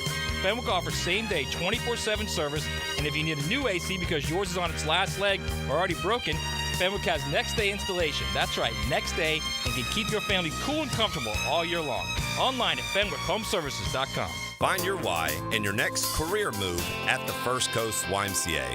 Everyone can get involved and make a difference in your community at the Y. And if you'd like to turn your passion into a fulfilling career, the Y is an equal opportunity employer and is now hiring youth program leaders, lifeguards, swim instructors, and more. Plus, Y staff enjoy benefits including free YMCA membership and free childcare while you work. Find your passion, find your why in a career at fcymca.org. Mia here, and I've got 2 words for you. Incredible inventory. And it's all at Arlington Toyota Pre-Owned. I'm talking over 600 vehicles in stock, one location. That's over 275 SUVs, over 200 cars, over 110 pickups. Arlington Pre-Owned even has 125 vehicles under $18K. Plus, now you get 60 days to love your purchase or exchange it. And help from Arlington's Credit for Everyone program. Shop 10939 Atlantic Boulevard or arlingtontoyota.com. Jumbo Shrimp Baseball presented by FIS is home this week at 1-to-1 Financial Ballpark. Join us tonight at 7:05. Tomorrow is a day game on VyStar Goodness Everywhere Wednesday featuring Heal Foundation and the Miracle League. Get the weekend started with Coors Light Thirsty Thursday, and we'll have fireworks Friday and Saturday. And our biggest show of the year, Wednesday, July 3rd. Baseball all weekend. JackShrimp.com for tickets. Affordable, family fun. 1010XL is presented by Farah & Farah, exclusive injury law firm of the Jacksonville Jaguars. Protecting you and your family. Call 396-5555. Jacksonville. Let's ring up another guest on the All-Pro Roofing phone line. Back here on 1010XL at 92.5 FM in the city of Jacksonville. We are glad you are with us as our AFC West preview continues. We will make stops in Denver, in Los Angeles, in Las Vegas. Tonight, it's all about the defending world champion, Kansas City Chiefs. They got it done again last year. Patrick Mahomes, Travis Kelce, now with 3 Super Bowl rings to their credit. They're going for a three-peat here in 2024.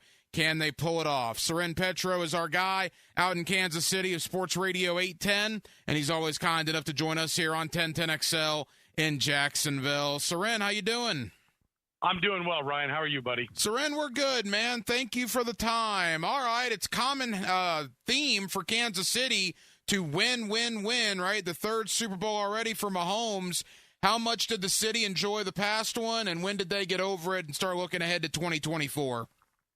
You know, unfortunately, they got over it kind of quick. They got over it at the end of the parade when there was a tragic shooting that left one person dead, and I hate to say that and bring the mood down because it has been a celebration, and maybe the city has recovered from that, but it really did put a dark cloud over the championship. It was such a great run, and I think this one was very special for the fans because it was unexpected. But the celebration didn't end the way it should have ended, right? And so that was a problem. But from just we set that part aside and talk about it. This is a team that was struggling. Like, our joke on the show right after the game against the Raiders on Christmas Day was that the Chiefs stole Christmas. They played such a horrible game against the Raiders that really I think most people are like, well, this isn't our year. I mean, great, we won 2, but it's not going to happen this year. And for them to be able to get it together, really add by subtracting. I mean, that's what they really did was they took out the receivers that were dropping the ball constantly and focused on the guys that could catch the ball and made that the priority and maybe quit trying to be all that they could be. I think up until that game against the Raiders on December 25th, they were trying to get back to being the Chiefs offense, the explosive offense. And it was with that game that they recognized we're not going to be that team. We've got a great defense. Let's lean on it. Let's just be effective. Let's move the chains. Let's not be afraid of a punt, and let's secure the football. And from that point forward, they went 4-1 to finish the year, and then obviously 4-0 in the playoffs and won another championship. So, as much as a defending champion could be a surprise when they win the championship, this one was a bit of a surprise because on Christmas Day, it didn't look like it was going that direction. And Soren, look, Patrick Mahomes doesn't have to prove anything to anybody. The guy's already a Hall of Famer, and he's nowhere near the age of 30 yet. But there was that talk about the road in the playoffs. He's never done that. Well, when you go into the Bills Mafia in Orchard Park, and then you got to go into Baltimore the very next week, and you win both of those, any criticism Mahomes had for not doing well on the road in the playoffs or not having that opportunity, that obviously went out the door last year. Yeah. I mean, maybe that was the last box to check for him. And I think, I remember listening to Scott Van Pelt on ESPN saying, I'm tired of the Patrick Mahomes Invitational. Basically, everybody happened to come to Arrowhead Stadium and play there. And I thought he did a great job. People in Kansas City would get upset about that. And I would say, listen, get over it. He always adds, I'm not saying he can't do it. I just want to see him do it, right? I want to see him go on the road. And I think, Chiefs fans didn't want that. They wanted the games in Arrowhead Stadium, wanted him to be at home, and they want to win, and they know playing at Arrowhead gives them a better chance to win. But that being said, they were forced to do it. They were forced to watch it. They were forced to be subjected to it. And Patrick Mahomes and the entire Chiefs organization rose to the challenge. So, I think now the questions on Patrick Mahomes are how great is he going to be? Can he challenge Tom Brady? Does he belong ahead of Peyton Manning, Joe Montana?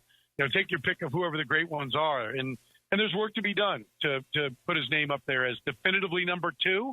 I think there's still an argument as to who is number 2. I think he'd be in it. I wouldn't care if somebody picked some of those other guys. I wouldn't waste any time arguing with you. And I wouldn't mind if somebody said Patrick Mahomes is number 2. He's definitely not number 1.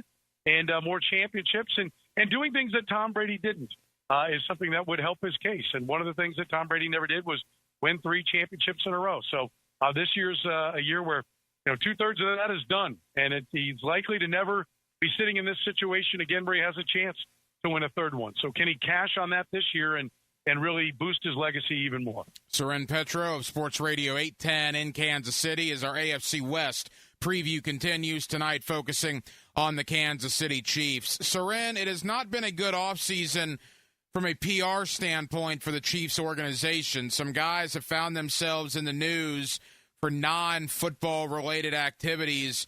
What's been the vibe out there about some of the negative press regarding the world champions? Well, it's been negative. I mean, there's no doubt about it. Everybody loves the championship, but I think, I don't know that anybody really likes hearing, well, all they care about is winning. I mean, that's clear. People will say that. And, there are always your fanboy fans that are going to love the team and make excuses. I remember when the Rashee Rice situation happened, and immediately there are photos and videos, and there are people saying, do we really know it's Rashee Rice?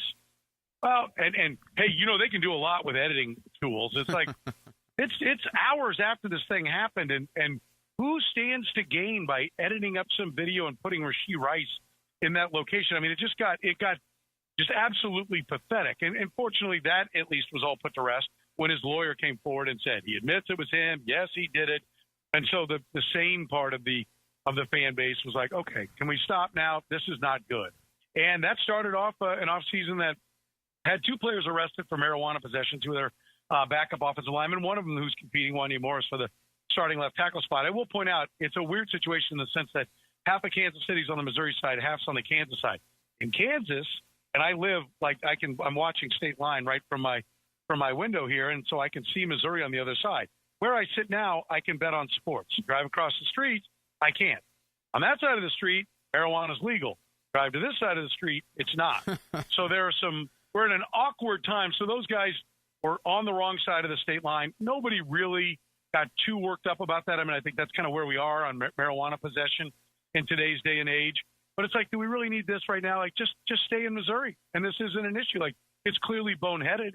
At the very least, it shows a lack of judgment. It shows not caring for the laws that are out there or not knowing them, right? One way or the other. It's not good. It's not the worst thing in the world, but it's not good. And then put it with Rashee Rice. You say, well, how much does this team really care? How much do they focus? How focused will they be on winning a championship when everybody's just out doing stupid things? That comes up.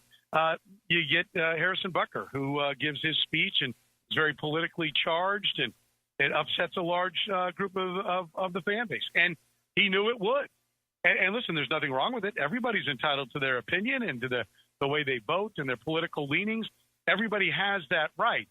But if you're talking about trying to win a championship, if you're talking about football coaches that preach, listen, we don't need distractions, are you really focused on football if you're creating a distraction? Yes.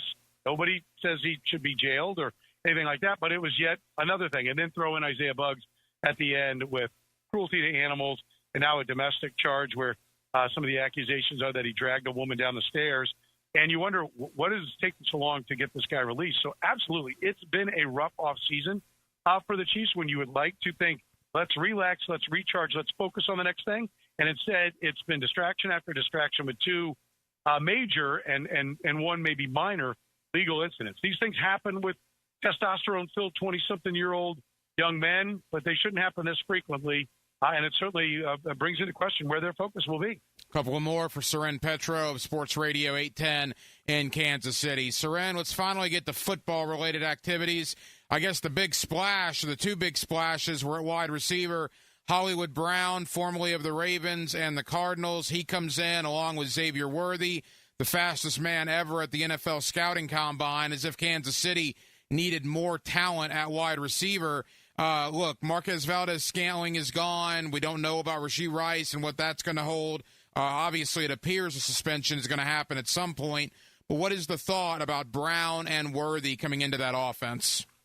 Yeah, I think it's interesting because, one, the thought was, well, they're doubling down on their replacement for Rashee Rice because we know he's going to get suspended, and it's going to be for a long time. Although the more I've dug into it, the lawyers I talked to don't think his legal proceedings are going to end until a year from now, until next summer.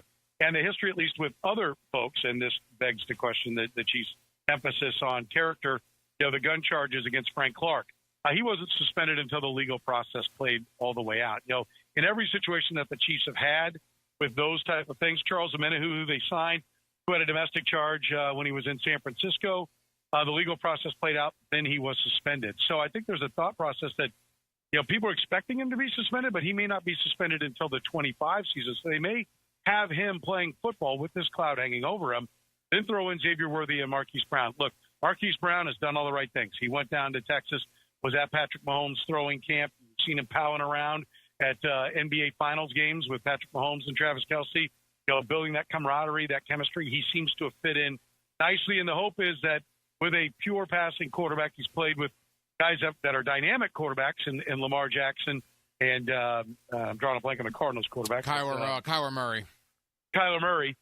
He hasn't played with a passer the caliber of Patrick Mahomes, and that maybe that 11 yards per catch, we can see him use his speed down the field. The Chiefs say they're going to use it, and so that we'll see more than we've ever seen for Hollywood Brown. You mentioned the speed of Xavier Worthy. You saw a day and a half of OTAs before he hurt his hamstring, and he spent the rest of the time standing next to Matt Nagy. I will point out, he was standing next to Matt Nagy getting personal tutoring from the offensive coordinator on the offense. They clearly think that he can jump in, and that's what they said when they drafted him, that at Texas as a freshman, he stepped right in. He could play immediately. We expect him to be able to pick things up quickly and play immediately. We'll see if he can be healthy. He's another fast guy that's not big, that has leg injuries. That's his history right now with the Kansas City Chiefs. It's very early. Rashee Rice last year was a guy who came in and threw up at the first, OTA. The running was too much for him. He ended up having a fantastic rookie season. There's plenty of time for Xavier Worthy to get healthy and hopefully impact this offense. But they clearly want to stretch the field. Getting speed was a priority. They've acquired it. We'll see how fast they pick up the offense and how much that maybe opens up the underneath for Rashee Rice and Travis Kelce. Soren, as we begin to wrap up, you can't beat Father Time. Father Time is the one thing that will ultimately beat every athlete sooner or later. Having said that, Travis Kelce's putting up a pretty good fight against Father Time. I mean, the guy's, 35 years old, and he's still the best tight end in the National Football League. Do you expect that to continue in 2024? I do. There's been a lot made of his offseason that, now because he's got a relationship with Taylor Swift, that, is he focused on football? He's always had a very diverse offseason, but he's always been ready to go, and football's always been important to him. He's always come in shape. He's always practiced. He's fought through little nagging injuries. He's had many minor surgeries along the way, some of them maybe not so minor. And football has always clearly been important to him, and I don't think that's changed.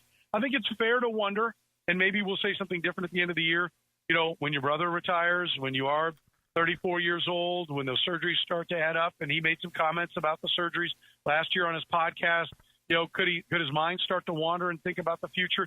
But I remember one offseason he was in Paris working on a fashion business, and he said this year, look, that's what the offseason's for. Scratch those itches. Figure out what you're going to be after football. But when football season rolls around, it's time to focus on football.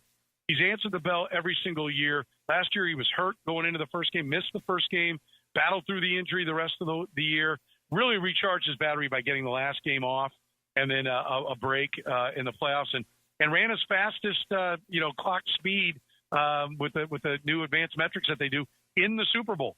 So, look, Father Time's catching up to him. He's not as fast as he used to be, but I think the work ethic is there, and I think they've added some elements that hopefully will make it a little bit easier for him to be effective, and I expect him to maybe not be 1,450 and 10 touchdowns like he was at the peak, but I see 1,000 if he plays in all the games, 1,000 plus and 7 or 8 touchdowns, and still a weapon for this team.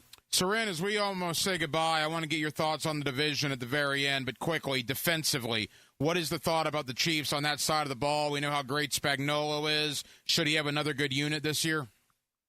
Yeah, I think it'll be good. Will it be the number 2 defensive football as it was points and yards last year? I don't know. They're not as deep.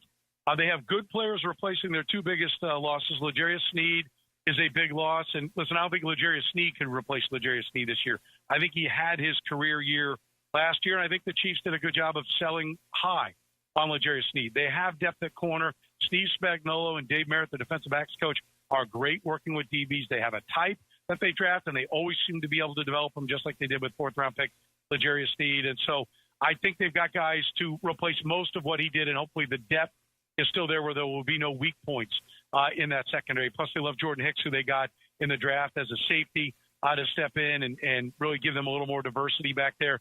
So I think they have a chance to be just as good in the secondary. They lost Willie Gay, a starting linebacker, but Leo Chenal was one of the highest-graded linebackers by PFF. Part of that's because he was used exactly how he should be used in a reserve role. I don't think he'll grade that highly this year, but he is an effective linebacker. But they lose that depth. Drew Tranquill was great last year. He's back.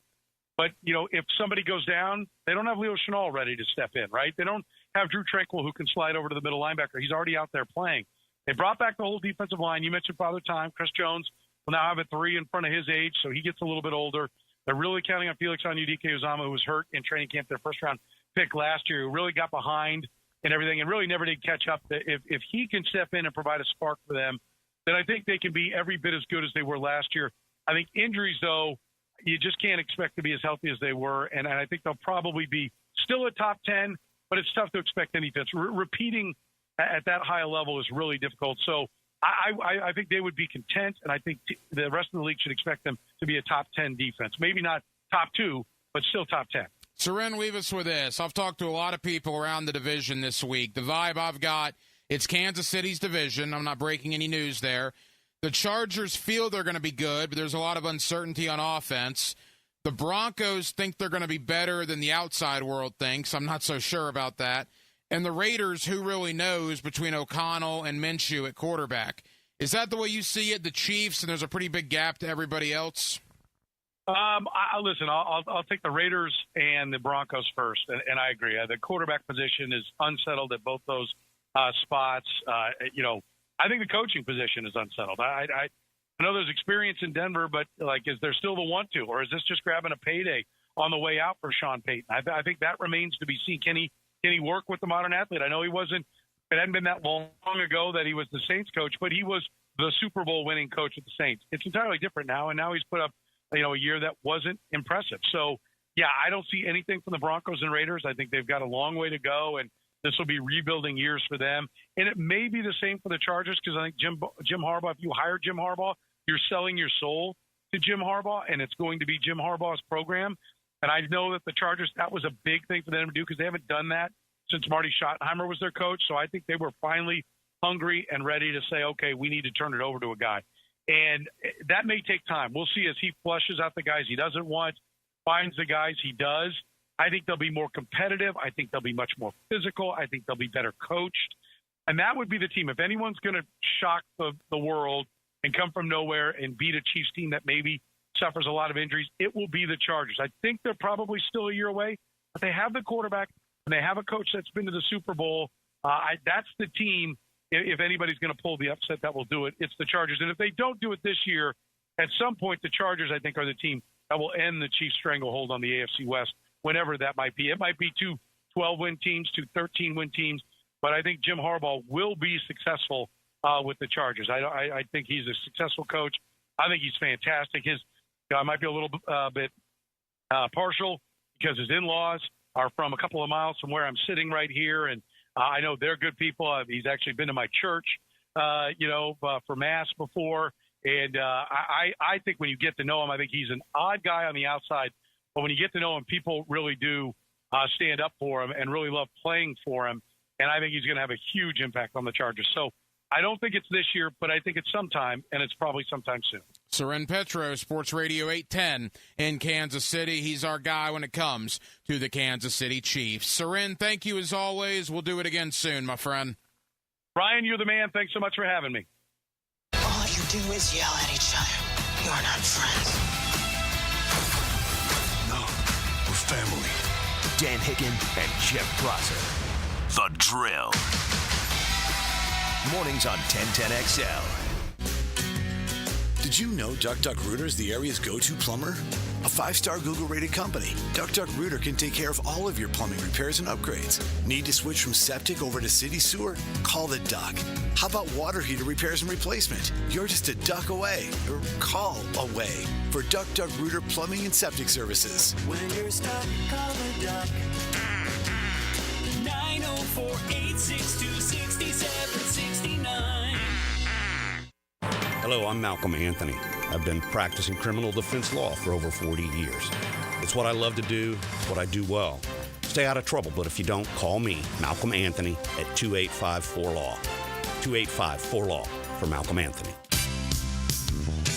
If you're a veteran, listen up. Did you know that you can access up to 100% of your home's equity right now? Hey, Prosser here. You can do it with Loan Pronto's VA Equity Advantage program. You can get 30, 50, 100 grand or more and use that money to pay off all those credit cards, personal loans, car loans, or maybe use the cash to do that home improvement project. Veterans love working with Loan Pronto because they make it easy. No junk fees, no hassle. They can unlock that cash in your home's equity in a matter of weeks. Don't keep paying insane rates on credit cards. There's a smarter alternative with Loan Pronto. Get more info and start the process now at loanpronto.com. Or if your current VA loan rate is over 6.5%, Loan Pronto can get you in a streamlined refinance with a lower rate right now with no income verification and no appraisal. Lower your monthly payment big time. Loan Pronto makes it so easy for veterans. So call now, 904-999-1508. That's 904-999-1508. Equal housing lender, NMLS 16661, subject to lender approval. Here's your 1010XL community calendar of local events and nonprofit groups helping people here at home. Your kids can have a fun day at Derrick Henry's Free Carnival, June 29th at Yulee Sports Complex. Find out how at 2allfoundation.org. Your 5- and 6-year-olds can play tackle football in the Police Athletic League. Sign up at jaxpalsports.org. If you'd like your kids to cheer or play Pop Warner football in the Mandarin Athletic Association, sign up at mandarintigers.com. If you'd like to play or sponsor in the ALS Amelia Island Golf Classic, August 9th at Amelia Island Golf Club at Long Point, go to alsgolfamelia.com. Canines for Warriors provides veterans with lifelong companions in one of their highly trained service dogs. If you know a veteran who could benefit from a companion or simply want to support, visit caninesforwarriors.org. You can find out how to share your community event at 1010XL.com. This is Frank Frangie. Join Dan Hickett and me for All Things Gators, our podcast presented by Southeast Orthopedic Specialists with new episodes every Monday. Subscribe and listen by searching for 1010XL Florida Gators Podcast on Apple Podcasts, Google Podcasts, Spotify, Stitcher, or TuneIn.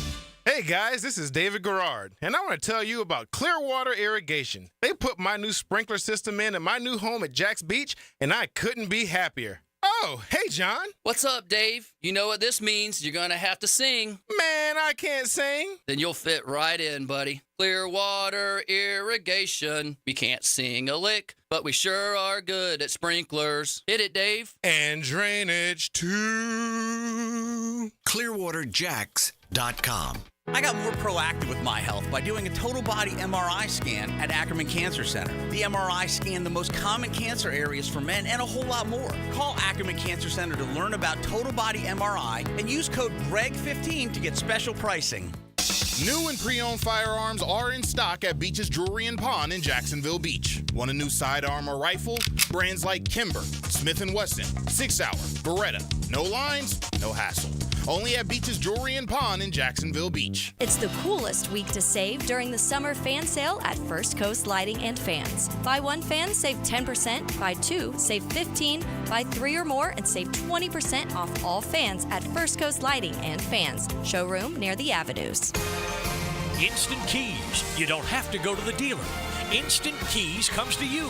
For lost or broken keys or nearly any make and model of vehicle, call 722-1111 for Instant Keys locksmith service.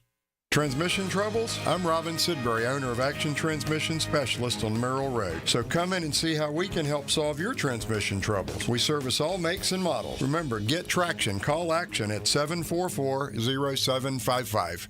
1010XL is presented by Farah & Farah, exclusive injury law firm of the Jacksonville Jaguars. Protecting you and your family. Call 396-5555. Jacksonville.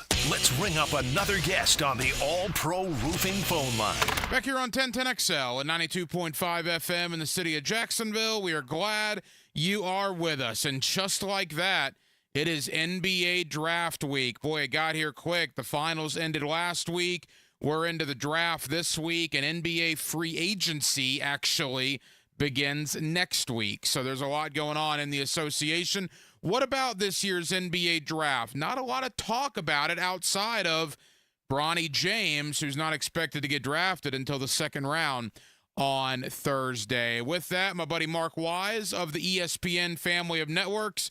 The man has forgotten more about college basketball than I'll ever know, and he joins us here on 1010XL in Jacksonville. Mark, I trust your summer is going well, man. How are you? I am doing great, but I am always available to you to talk hoops. Well, we certainly appreciate that, man, and we have hoops to discuss. We have an NBA draft to discuss. Mark, last year it was all about Wemby. The year before that, you heard all the talk about Paolo and Holmgren and Jabari Smith. I got to tell you, man, I'm a diehard NBA guy. Is it just me, or have we just had not a lot of talk about this draft coming up on Wednesday night? Well, I don't think we've had a lot of talk because there's no names that jump out at you. Like, for instance, I think maybe half of this year's lottery will either come from France or Serbia or the G League. So people obviously don't talk about those names. And when you talk about the top two being Recession or Sar, or even, I think, here's what I think. I don't think the draft is especially great at the top, but it has the same kind of depth. And so let me explain the top part first. I'm going to put it to you this way. Small guards don't get drafted in lottery very often. You've got to have some exceptional, and all the names that you mentioned, there's not a small guard in the last 2 or 3 years anywhere close to the top 5, let's say. Well, it's pretty obvious to me that with Shepard and Dillingham maybe in the top 8, doesn't that speak volumes for where this draft is at the top? I'm not knocking either guy. I obviously covered them both, and they both, I think, will play in the NBA. But in terms of picking a guy or a guy in the top 10 that hey, we're going to plug him in. So I think the depth of the league is fine, but there's a couple of things that interest me. San Antonio has 2 picks in the top 8. The Knicks, who are real close, I think, picked 24th and 25th, and then I think that the biggest domino, both literally and physically, on the board this year are going to be the 2 big guys.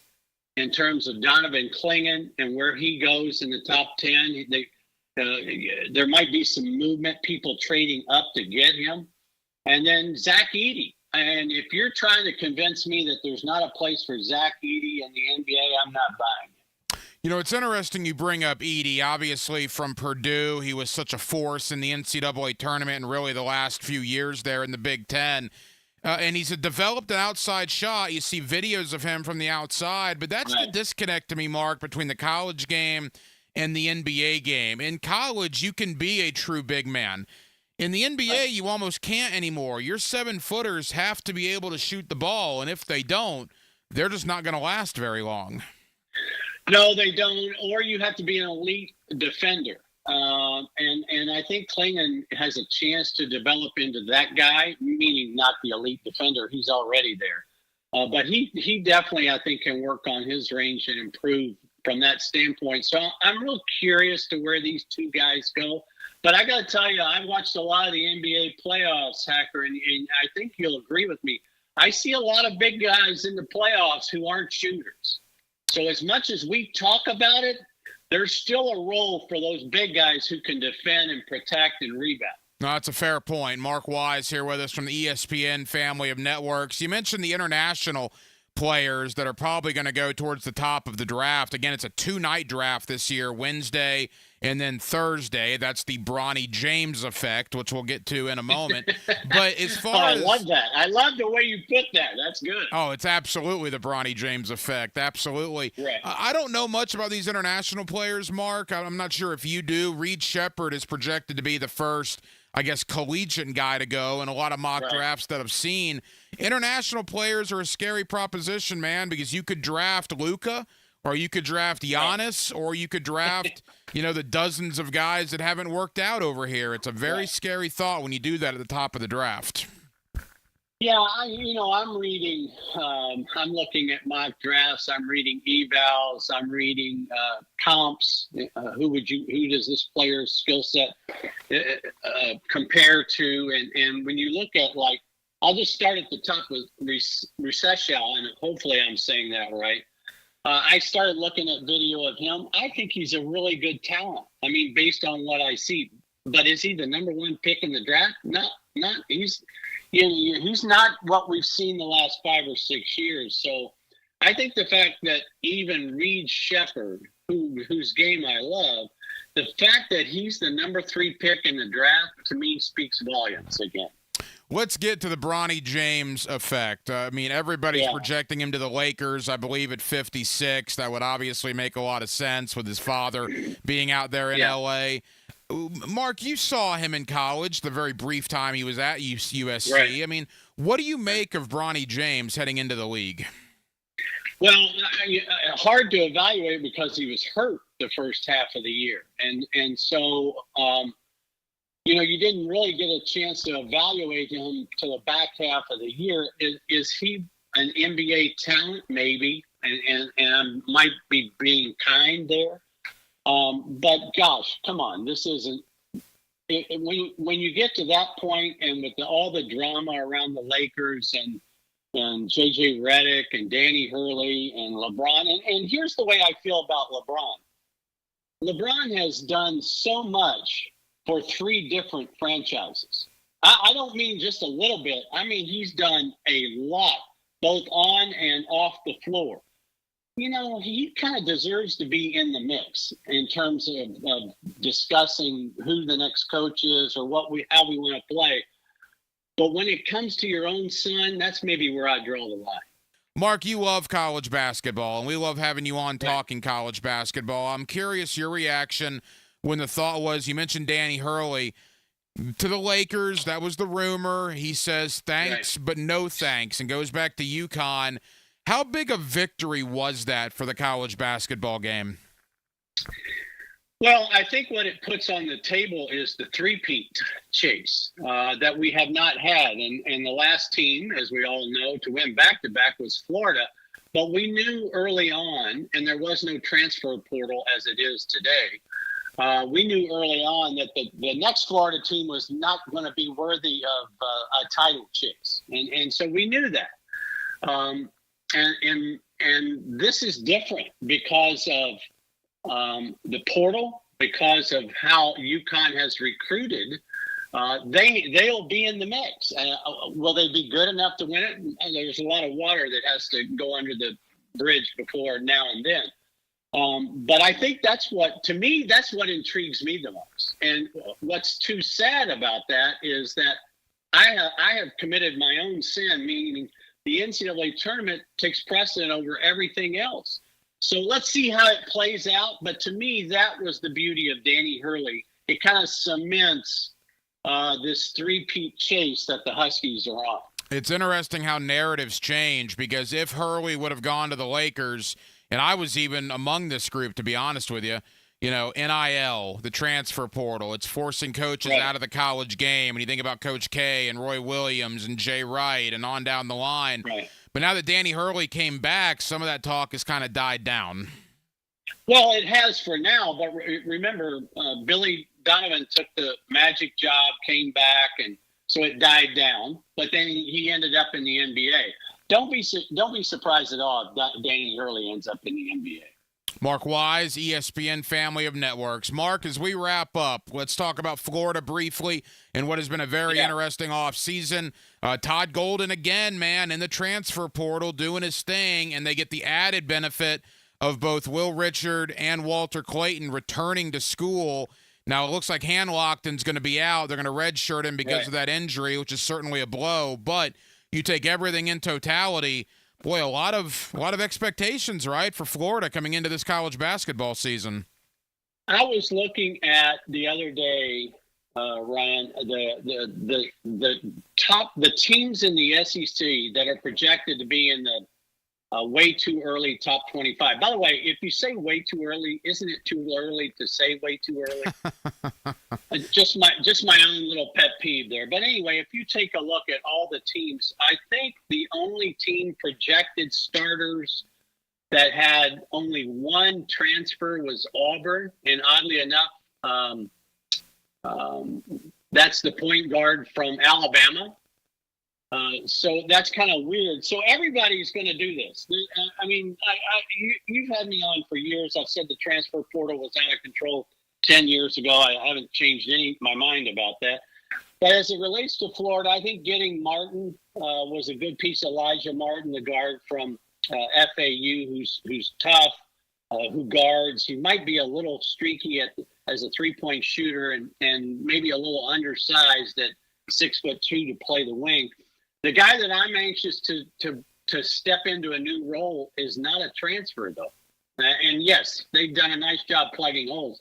But Denzel Aberdeen, I think the way he played the last 10 games of the year, I think he's primed to kind of thrive next season. So I think what's going to happen is and this is, again, you're asking me late June. I think Aberdeen and Clayton will both run the point at different times. I think Clayton's only chance to make the NBA is going to be as a point guard, so he's going to have to tighten up his handle a little bit. But Aberdeen has a lot of things that you like. He's got great quickness. He's got great positional size. His handle got better and better. And then when you throw in Richard coming back, now with Richard and Clayton coming back, you've got the experience factor that you want. Martin adds to that. Condon and Houck are a year older. And so some of the front court depth, because of the loss of Hanlogden, will be tested, I think. And everybody wants to talk about Olivier Rio, but, 7'7" is 7'7". You can't keep Coach tall. Will there be a role for him? I have no idea. They'll probably count on Chinyelu, the transfer from Washington State, a lot more. And he's I've seen video on him. He's 6'8", 6'9", and athletic, a little raw offensively. But you throw all these pieces together, and I think Todd Golden is thriving in the transfer portal. I thought that Poland was one of the most underrated transfers of the entire country last year. I thought he and Cooper at South Carolina were just dynamite fits, big point guards. So that's what Florida's going to have to replace. That's what South Carolina's going to have to replace. It's amazing how quickly the narrative changed on Todd Golden. 12 months ago, we were not talking about Todd Golden, where we are now, but that just kudos to him and his staff for staying with the process. And now you see what it's doing. Florida's going to be certainly a preseason top 25 team. I will do this, though. I looked at the other day, how about this? If I told you that your road games in league play only, road games meaning you're not playing this team home and home. You're only playing these teams on the road. Alabama, Arkansas, Auburn, Kentucky, Mississippi State. That's what Florida has, luck of the draw, quote unquote, in their SEC schedule breakdown for next year. They'll play 3 teams at home, Georgia, South Carolina, and Tennessee, and we get to see the 2 new schools. What is today? We're in late June, so July 1, Texas and Oklahoma become SEC members, and they'll both be in Gainesville next year. It'll be fun. It's certainly a changing of the guard, and you're right. Texas and Oklahoma officially join the conference next week there on July 1st. Mark Wise of ESPN, he's our college basketball guy. Mark, go enjoy the summer. It's going to be college basketball season, brother, before we know it. We always appreciate you. All right, thanks for having me on. Now the cool down with Donovan Air Electric and Plumbing, keeping Jack's cool since '87. And thank you to Mark Wise of the ESPN family of networks for joining us tonight here on Hacker After Dark. Yeah, hard to believe the NBA draft is tomorrow and Thursday, a 2-day event now for the NBA draft. You can call that the Bronny James effect. First round tomorrow night, second round will be aired on Thursday afternoon. Well, we talked about an awful lot tonight here on Hacker After Dark. Certainly talked Jaguars, the stadium bill that has passed the city council. It's an enormous day in this city. It's like I've told you guys, whether they play 3 games in London, 2 in Orlando, 2 in Gainesville in 2027, I don't care. And I said that back when we were talking about this and when we were hoping for the stadium of the future. The fact that that thing passed, they can play on Mars in 2027 for all I care. That stadium's getting built, and the Jaguars have long-term security in this city for decades to come. It is an absolutely enormous day. Wherever they play football games in 2026 and 2027, we'll cross that bridge when we get to it. But to me, effective 2028, when that beautiful stadium of the future is ready to go and the Jaguars are out there, oh my gosh. It is absolutely a glorious, glorious thing. So it's a good day. There is absolutely no question about that.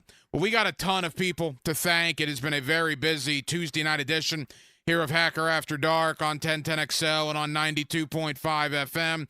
Again, Mark Wise of the ESPN family of networks previewing the NBA draft tomorrow night.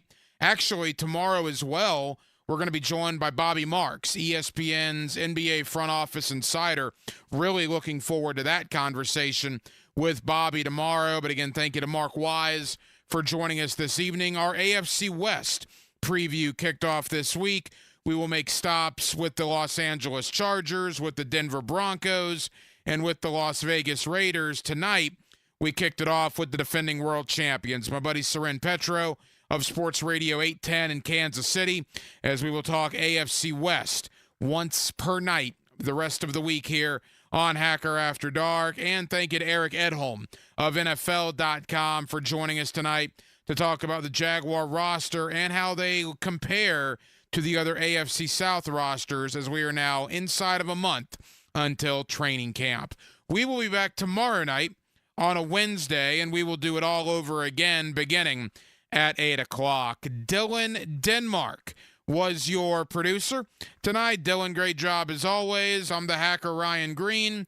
And again, Jacksonville, thank you for spending part of your Tuesday evening with us right here on Hacker After Dark on 1010XL and on 92.5 FM. So for all of us here on HAD, have an absolutely terrific remainder of your Tuesday evening. And we will talk to you again tomorrow night on a Wednesday beginning at 8 o'clock. Until then, good night, Jacksonville. Estimated in 10 seconds. Well, why don't you just turn it on and see what it does? Sports Radio is 1010XL. I knew it. Now you can watch 1010XL shows all day on X, Facebook, and YouTube. Brought to you by MyBookie. Experience Vegas from the comfort of your phone anytime, anywhere. Sign up today. Use promo code 1010XL. Baloo here for Smunez Vision. Why Smunez Vision? Well, I've been with Dr. Neil Smunez now since I got back to Jacksonville in 2006. 37 years of experience he has. Smunez Vision is a family organization that focuses on personal high-quality medical and surgical eye care. Dr. Catherine Smunez is fellowship trained in cornea and cataract surgery and all refractive surgery. Combined, that's 30 years plus in laser eye surgery. Visit SmunezVision.com today. Here you can see. Nothing has a 10-year warranty except for a new AC unit from Vons. V-O-N-S. Vons Amazing 10.